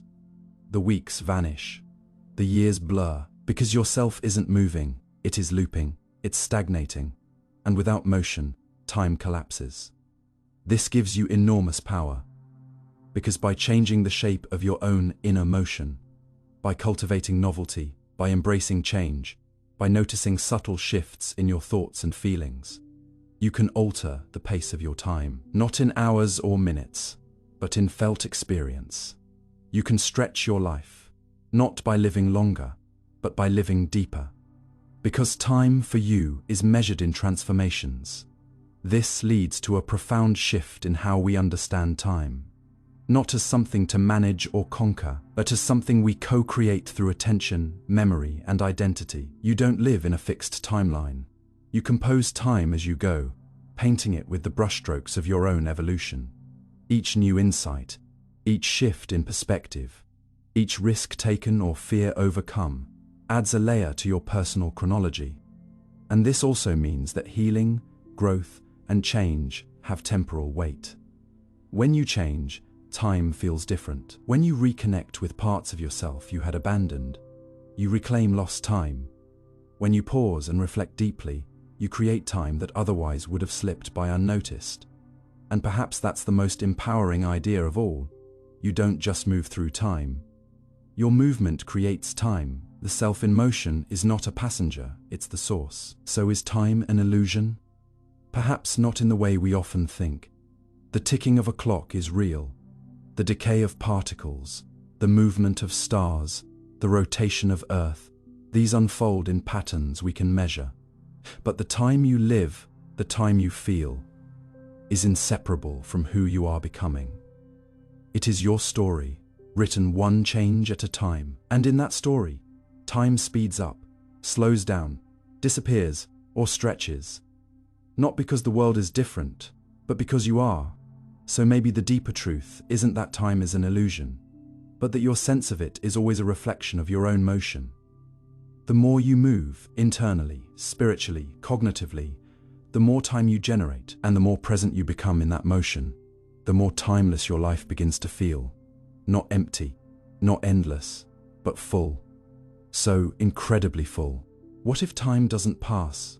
Only consciousness does. What if everything you've ever believed about time flowing, ticking forward, streaming like a river, carrying you from one moment to the next, is not a reflection of reality, but a projection of consciousness itself, a mental illusion born not from the physics of the universe, but from the architecture of your awareness? What if time doesn't actually pass at all, and instead, it's only your consciousness that moves, unfolding sequentially through a timeless reality like a flashlight, scanning across an unmoving landscape, creating the appearance of motion where none exists? This question strikes at the very root of how you experience existence, because from the inside, it always feels like time is slipping away, minute by minute, second by second. But what if that slipping is just the shifting lens of your conscious attention? not an actual progression of events. This isn't just science fiction or philosophical speculation. It's a view increasingly explored at the intersection of neuroscience, quantum physics and consciousness studies, where some researchers are beginning to ask whether time is truly fundamental to the universe, or merely a property of perception, an emergent phenomenon that only exists because you, as a conscious being, experience change and memory in sequence. And if that's the case, then everything you call the past still exists. Everything you imagine as the future already is, and the only thing that actually moves is your awareness. Frame by frame across a static cosmic film strip, unlike a camera that records the world continuously, your brain constructs experience in discrete bursts, assembling sensory input, memory, emotional tone, and narrative into a snapshot of, now every few hundred milliseconds. These snapshots are seamlessly stitched together, creating the illusion of a continuous flow. But between each constructed now, there is a micro gap, a reset, an invisible blink of awareness. And those blinks aren't just empty pauses, they are the scaffolding of your experience of time. Because you're not actually experiencing time itself, you're experiencing the change in conscious state between one perception and the next. Your brain doesn't need time to create experience. It needs contrast. It needs difference. Without that, there's no forward motion, just a single frozen moment, repeated. That's why when nothing changes, time seems to stop. Why boredom drags and trauma loops, and why dreams can feel like hours in just seconds. Your perception of time isn't about clocks. It's about transitions in consciousness. If your awareness didn't move, time wouldn't either. This idea is echoed in theoretical physics, especially in timeless models of the universe. Some interpretations of quantum mechanics, like the Wheeler-DeWitt equation, remove time entirely from the fundamental equations. The universe at its most basic level doesn't evolve. It is a static block of all possibilities, past, present, and future, already exists. Eternally, what we call time passing is simply our mind moving through this block, one conscious state at a time. Julian Barber's concept of Platonia imagines all possible moments existing in a timeless realm, with consciousness hopping from one now to another, giving rise to the sensation of movement. In this framework, death doesn't even mean ceasing to exist. It simply means the conscious sequence stops shifting. The moments you lived still exist. You just no longer pass through them. And this matches eerie reports from people in near-death experiences, deep meditative states, or heavy psychedelic journeys, where time dissolves, but consciousness remains. They often describe stepping outside of time, entering a space where all moments feel present at once. These aren't hallucinations. They may be glimpses of the deeper truth, that time isn't flowing at all. It's your mind that is. Even your memory supports this. When you remember something vividly, you're not accessing a file stored in your brain.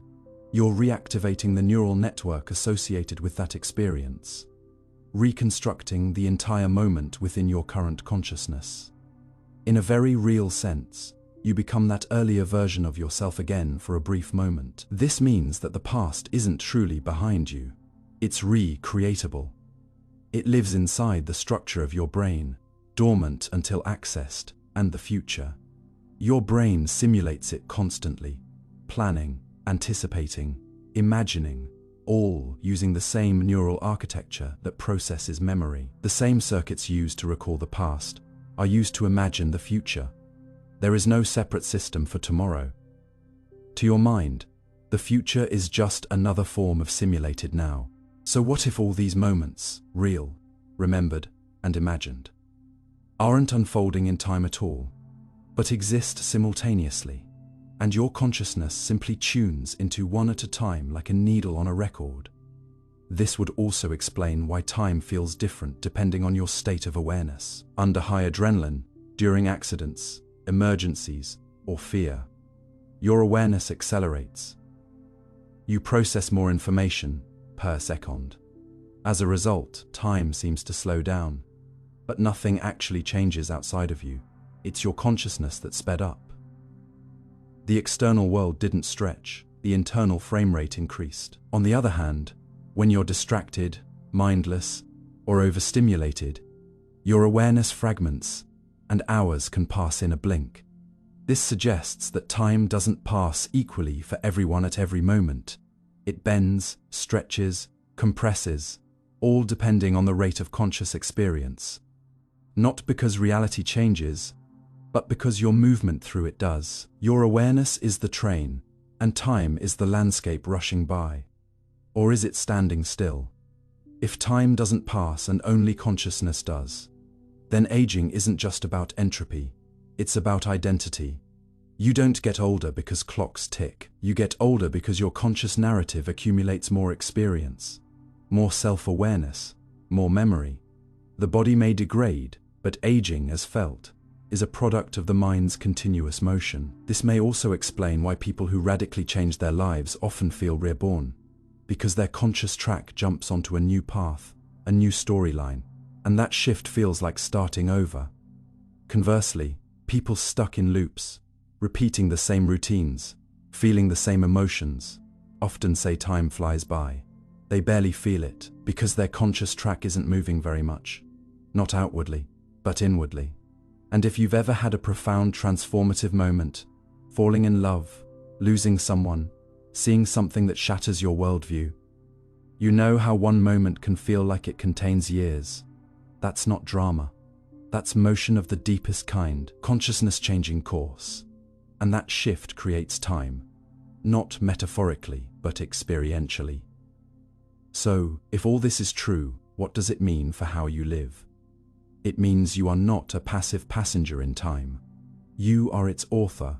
Your movement through conscious states defines the shape, texture, and depth of your life. You can't add more hours to a day, but you can deepen the moments you have by choosing how present you are, how aware, how reflective.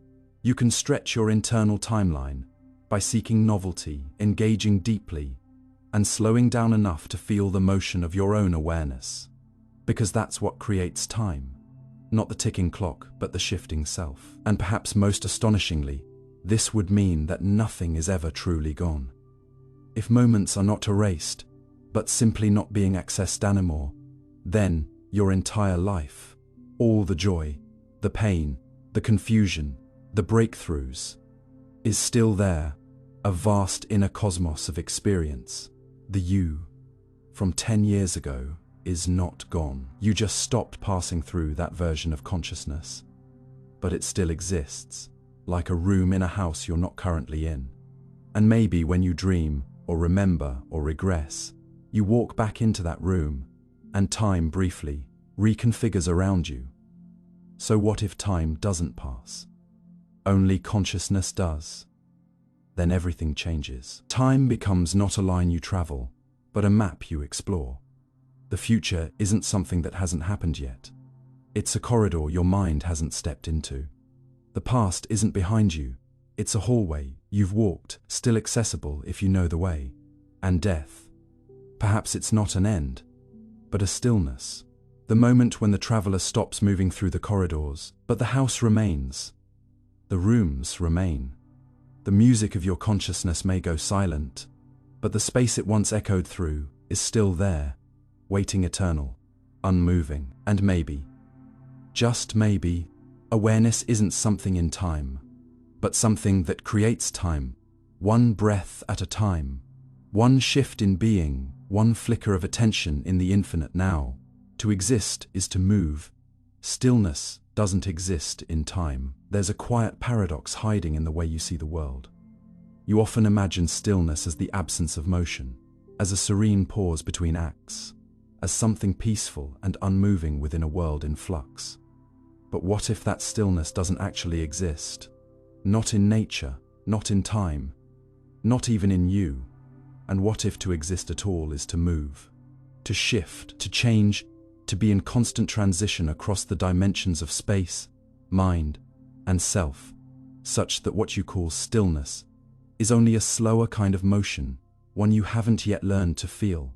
Because in the language of physics, biology, and consciousness alike. Motion is not just an attribute of things. It is the very definition of being. Nothing that exists is ever truly still. Not the atoms in a stone, not the cells in your body, not the stars in the sky. Even in the coldest known corners of the cosmos, where temperatures approach absolute zero, quantum particles jitter and fluctuate unpredictably, never fully coming to rest. Stillness, it turns out, is not a state. It's an illusion created by limited perception. It's the appearance of rest, when motion is too subtle or synchronized to detect. And in time, this illusion becomes even more fragile, because time itself only exists where change does. You cannot separate the concept of time from movement, from transformation. If there were no movement, not even the tiniest flicker of difference, there would be no time, because nothing could distinguish one moment from another. To exist in time, then, is to be in motion. Stillness is not timeless. It is, paradoxically, the product of motion too small to measure. At the molecular level, your body is a storm of ceaseless activity. Each second, billions of chemical reactions ignite and resolve inside your cells. Proteins folding, mitochondria producing energy, ions surging across membranes. Even when you lie completely still, your muscles twitch microscopically. Your heart continues its steady percussion. Your neurons fire bursts of electrical data. You are never motionless. Even sleep is not a shutdown.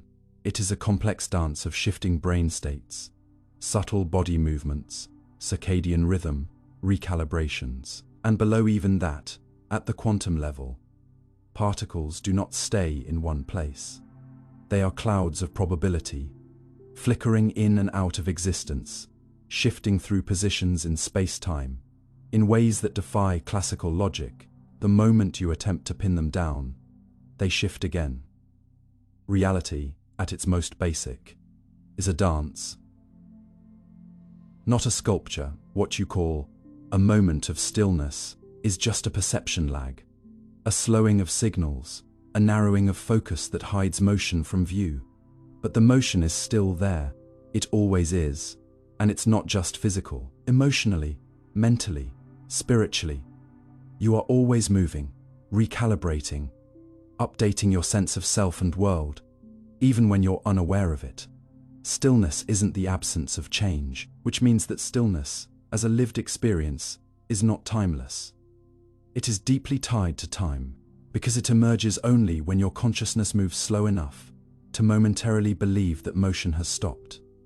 And this idea reshapes the very meaning of time. We tend to think of time as a river that flows past us while we stand still, aging as the current carries us forward.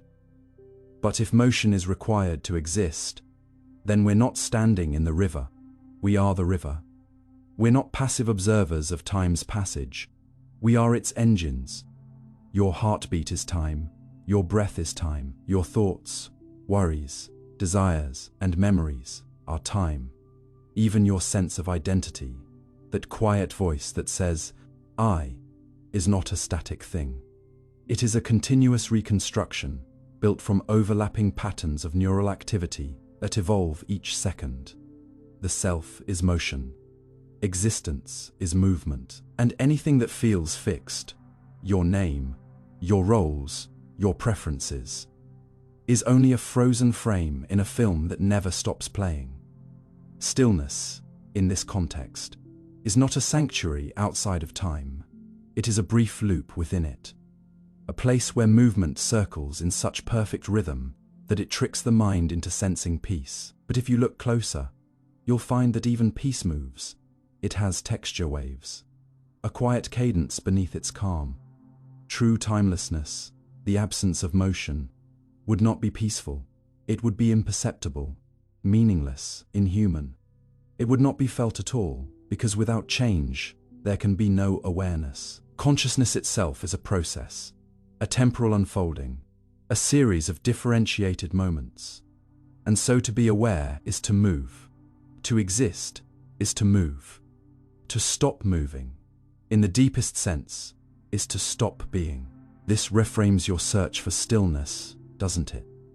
Because when you meditate, or seek solitude, or sit in silence hoping to stop, what you are really doing is not eliminating motion, but refining it. You are slowing the tempo, syncing your breath and thoughts to subtler rhythms, moving your attention inward instead of outward.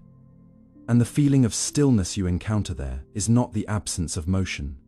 It is a change in scale, a shift in the kind of motion you are attending to. You trade the frantic buzz of daily life for the slow sway of presence. You tune out noise, not because noise ceases, but because you've changed your inner velocity. In that sense, stillness is a choice of frame rate, a decision to observe a slower frequency of change. It's a relationship with time, not a break from it. And this has profound implications, because it means that every attempt to escape time, every hope of being outside it, or transcending it, is rooted in misunderstanding. You cannot exit time by standing still. You are time in motion. The only way to deepen your experience of stillness is to learn to move differently, to become more aware of how your motion creates your moments. And this awareness gives you power, not to stop time, but to change your tempo within it. This principle is echoed even in the cosmos. Galaxies spin, planets orbit, atoms vibrate. Nothing is ever at rest. Even the expansion of the universe is motion at scale. Stillness, from a cosmological perspective, doesn't exist. It's a mathematical ideal, a fiction. Every place is moving relative to another. Every particle has some energy. There is no absolute zero. There is only motion too slow or too familiar to be noticed. And if everything is always in motion, then time is everywhere, woven into every action, every flicker of light, every breath of air. You live in time not because the clock says so, but because motion is time. Which means that even your longing for timelessness, for some eternal state beyond decay, is a kind of motion too. A motion of the heart, of imagination, of transcendence. But it still moves. It still wants. And that wanting, that reaching, is proof that you are alive. So what does this mean for how you live? It means that searching for stillness as a goal, as a place where nothing moves, is like searching for silence in a world where every atom sings. You will not find it by freezing. You will not find it by stopping. You will find it by changing the way you move, by moving in harmony, by embracing the small, the subtle, the internal shifts that compose each second of your being. You will find stillness in breath, not because breath stops, but because you learn to feel its rhythm. You will find it in thought, not because thought ceases, but because you learn to witness its flow without resistance. You will find it in time, not outside of it. And in doing so, you will discover a deeper truth, that stillness is not the opposite of motion. It is the art of moving in a way that feels like rest. It is not the denial of time. It is your most intimate participation in it. So the next time you sit in what feels like silence, know that there are trillions of movements within you, tiny pulses of time, shaping your every sensation. Know that stillness is never truly still. It is a dance so fine, so balanced, that it appears still only to the untrained eye. And if you can learn to see motion even in peace, to recognize that your very being is a choreography of time, you'll stop chasing stillness as a destination. Instead, you'll start dancing with it, letting it emerge. Not from emptiness, but from the beauty of synchronized change. Because to exist is to move, and to move fully, consciously, rhythmically, is to exist more completely than ever before. When you stop measuring time, does it still exist? What happens to time when you stop measuring it? Not just by putting away your watch, but by letting go of the mental habit of counting, comparing, and planning. Does time still exist if you no longer track it, chase it, or fear it slipping away? Or is time, as you know it, a construct that only comes alive when you divide your life into pieces? Seconds, minutes, days, trying to wrap the infinite in lines and labels. This question isn't just philosophical, it's experiential, because the sensation of time isn't found in the world. It's born in your awareness of change, and more precisely, in your awareness of measuring change. Every calendar, every clock, every mental note of how long or what's next isn't simply a tool. It's an agreement your mind makes with the idea that time moves forward in countable increments. But if you stop making that agreement, if you step outside the frameworks that slice life into deadlines and durations, you begin to notice something strange. Time starts to blur, or even disappear. Not because the universe stops changing, but because your mind stops quantifying it. And without measurement, time is no longer a series of steps. It becomes a vast, undivided presence. A stretch of existence not shaped by intervals, but felt as a living whole. This is more than a poetic idea. It's a psychological truth supported by countless studies on time perception. When people enter flow states, those moments of deep immersion where action and awareness merge, they consistently report losing their sense of time. Hours pass like minutes, or minutes expand to feel like eternity. The key here is not that the external world stops changing. It's that the observer stops measuring. The conscious act of keeping track disappears. And with it, so does the construct of linear time. Similarly, people who live without clocks, like certain isolated tribes or long-term meditators, often develop non-linear temporal experiences. They may describe their days not by hours, but by light, mood, rhythm, or ritual. And in these environments, the boundaries of time soften. The need to measure fades. What remains is a felt sequence of experiences, unnumbered, organic. Neuroscience tells us that the brain's experience of time arises from several regions working together, especially the insular cortex, basal ganglia, and prefrontal cortex. These regions process sequences of change, but they also engage heavily in planning, memory, and evaluation. When you stop measuring time, you reduce their grip on your present experience. You quiet the mental chatter that keeps asking, "What time is it?" Or "How much longer?" And that quiet opens the door to a different way of being, one where presence is not broken into pieces. Now, consider the role of technology in this. In modern life, you are surrounded by timekeepers. Your phone buzzes with reminders. Your apps count steps, hours worked, minutes slept. Even your entertainment is chopped into timestamps. 30-minute shows, 2-hour movies, 5-second ads. Every aspect of your day is boxed by duration. And that's not accidental. It's structural.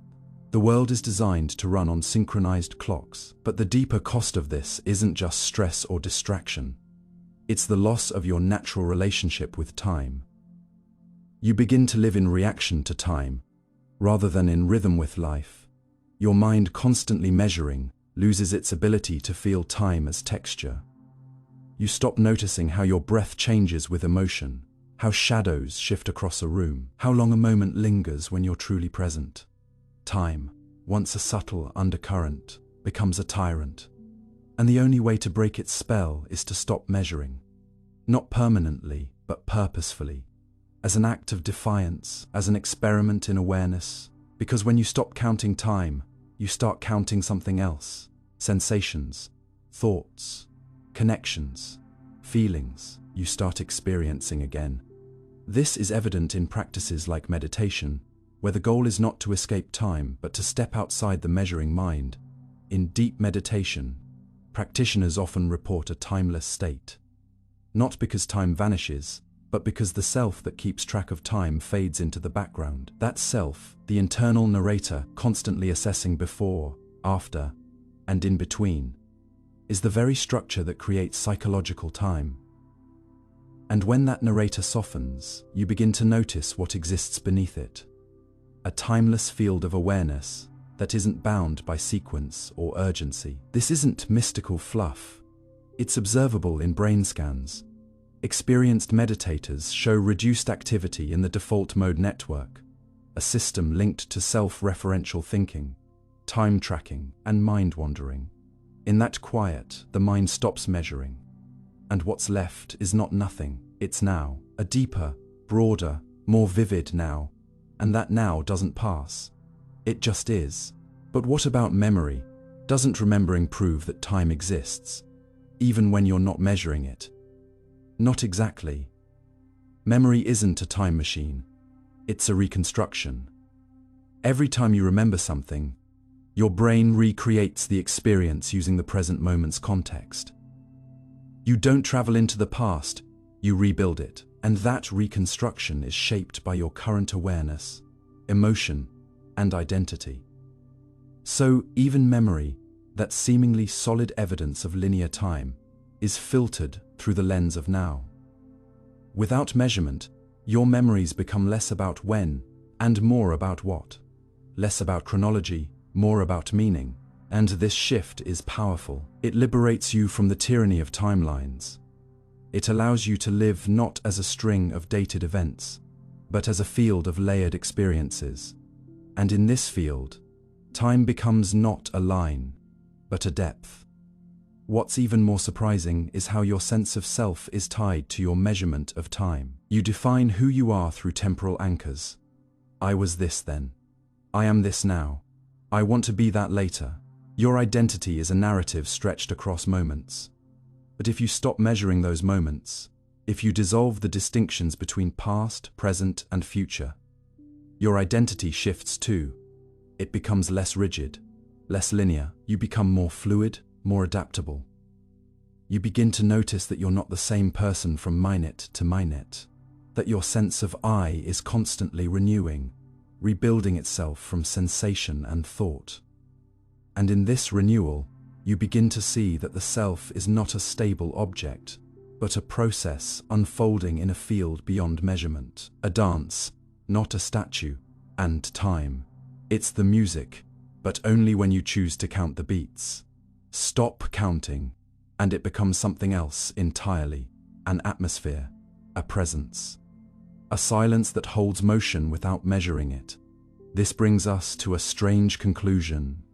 Maybe time doesn't exist in the way we think it does. Maybe what exists are changes, patterns of motion, transformation, rhythm, and time is just the mental habit of tracking those patterns. If the patterns continue, but the tracking stops, do we still call it time? Life, without measurement. The concept of time collapses into something much simpler. The awareness of now. And that awareness, freed from clocks and numbers, opens a new doorway. A way of being that doesn't rush forward or look back, but unfolds like breath, one movement at a time without needing to know where it fits. So the next time you catch yourself asking how long something will take, or worrying about how much time you have left, pause. Ask yourself, who's measuring? Who's keeping score? And what would happen if you stopped? Just for a moment, just long enough to notice what else is there. Because beneath the measuring mind, there's a different kind of time. One that doesn't pass, but deepens. One that doesn't tick, but breathes. And once you feel it, you'll understand. Time doesn't need your attention to exist. But the version of time you've known, fragmented, numbered, pressured, that version only lives when you measure it. Let go, and you don't lose time, you find it. Not as duration, but as depth. Not as sequence, but as silence. And in that silence, something vast awakens, not outside you, but within.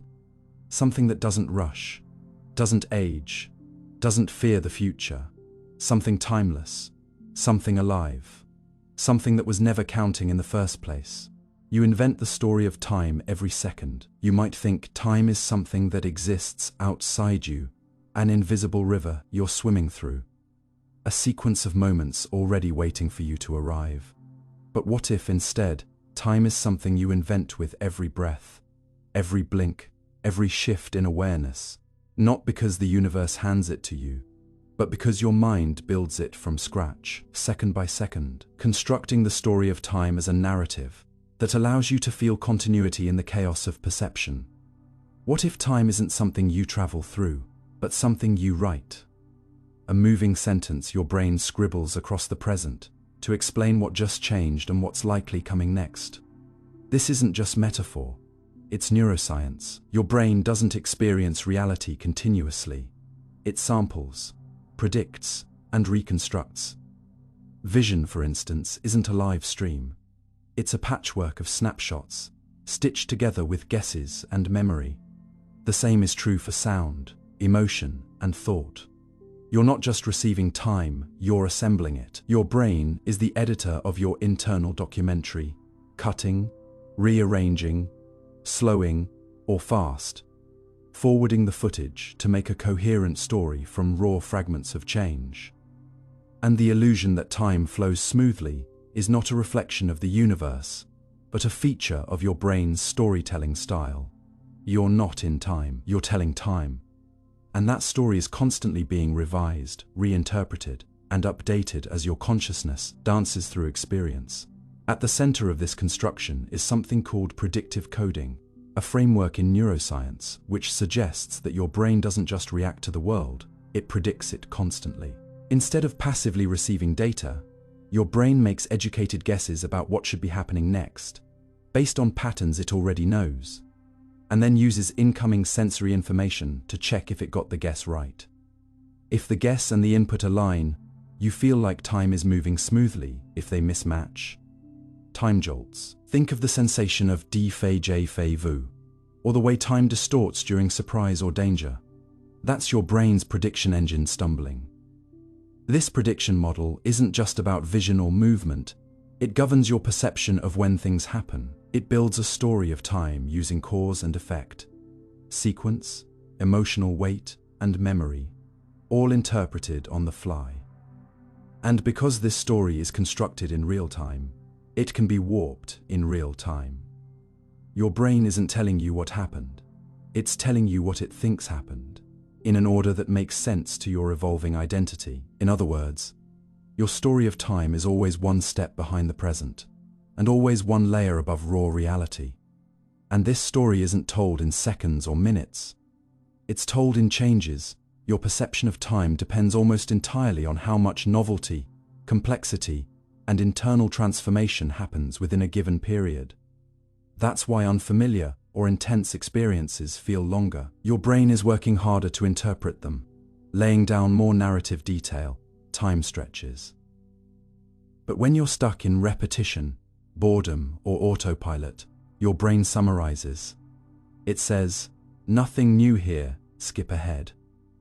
And time contracts. A day filled with meetings feels like it evaporated. A 2-minute moment of awe can feel like an hour. It's not the clock that changed. It's the story density. This has huge implications. It means your sense of time is not an objective measure.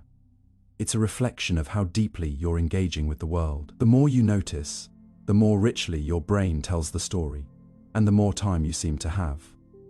Which means that your entire felt lifetime is not defined by how many hours you live, but by how many stories you construct in those hours. It's not about duration, it's about meaning. Even memory, that archive of time's passage, isn't a storage box. It's a rewriting machine. Every time you remember something, your brain reactivates the neural pathways of that experience and modifies them based on your current emotional and cognitive state. This means your memories of time are constantly evolving. You're not recalling the past, you're rewriting it, telling yourself a new version of the story that better fits who you are now. And this rewriting changes your perception of how long ago something felt, how significant it seemed, how much time it occupied in your life. A painful event may shrink in hindsight if your story about it changes. A forgotten kindness may expand if you realize its ripple effect. You're not just remembering time, you're curating it, crafting a personal mythology where you are both the protagonist and the historian. And because you're always changing, so is the story. This explains why your past feels different depending on your present mood. Sadness makes time stretch backward into regret. Joy makes the past feel golden and brief. Anxiety makes the future expand into dread. Calm shrinks it into ease. Your emotional lens doesn't just color time, it shapes it now. Imagine the cumulative effect of this. Over the course of a day, your brain builds 100 tiny time narratives. How long your commute felt, how significant that conversation was, how quickly the morning passed. These micro-stories stack up to form your day's temporal footprint, not the actual hours, but how long it felt. Over weeks, months, and years, this storytelling continues. When people say, "Time flies as you get older," they're pointing to the fact that your brain stops constructing as many new time stories. Novelty decreases, predictability rises. You become the narrator of a more repetitive script, and the days blur. But this also means you can slow time down, not by manipulating the clock, but by enriching the narrative, by adding more characters, more tension, more reflection, more internal motion, by living with enough depth that your brain has to write a richer time story. That's why travel feels long, why grief feels eternal, why epiphanies feel like they slow the world. Time doesn't stretch. It thickens like a plot with rising stakes. And you, the storyteller, are the one holding the pen. There's a deeper philosophical implication here. If time is a story you tell, then you are never merely in time. You are creating it. Not just for yourself, but for the version of you that will exist tomorrow, next week, or 20 years from now. Your present storytelling choices determine how that future version will experience the past. This is not trivial. This is how identity unfolds. You don't become yourself by watching time pass. You become yourself by writing time into narrative form, by shaping experience into memory, memory into meaning, and meaning into self. So the question becomes, how do you want your story of time to read? Do you want it to be thin, fast, and forgettable, or rich, slow, and layered? Do you want it to feel like a checklist or a novel? Every moment you notice, every thought you reflect on, every emotion you feel fully, adds a paragraph. And that paragraph will one day be your life. Not in hours, in stories. This also invites a radical rethinking of time anxiety, the fear of running out, of wasting time, of being too late. All of these stem from the belief that time is something external you must keep up with. But if time is a narrative you construct, then you're never behind. You're just at a part of the story where the pace is changing. You're not failing to catch up. You're learning how to write differently. Maybe the chapter is slower, quieter. Maybe you're between major arcs. That doesn't mean time is lost. It means the story is evolving. You don't need to fill every moment with productivity to make time matter. You just need to be present enough to write the moment. Fully intentionally, because once it's written, it becomes part of your internal timeline, your sense of lived depth, and depth is what you'll carry forward. So when you think about your life, don't ask, how much time do I have? Ask instead, how many stories will I live through? Because that is what defines the life you remember, the life you feel, the life that shapes you. You invent the story of time every second. Not because time is fake, but because your perception of it is elastic, recursive, and beautifully incomplete. You are not a clock. You are a narrator. And every heartbeat is another word on the page. Write wisely. Write vividly. Write time like it belongs to you. Because in a very real way, it does.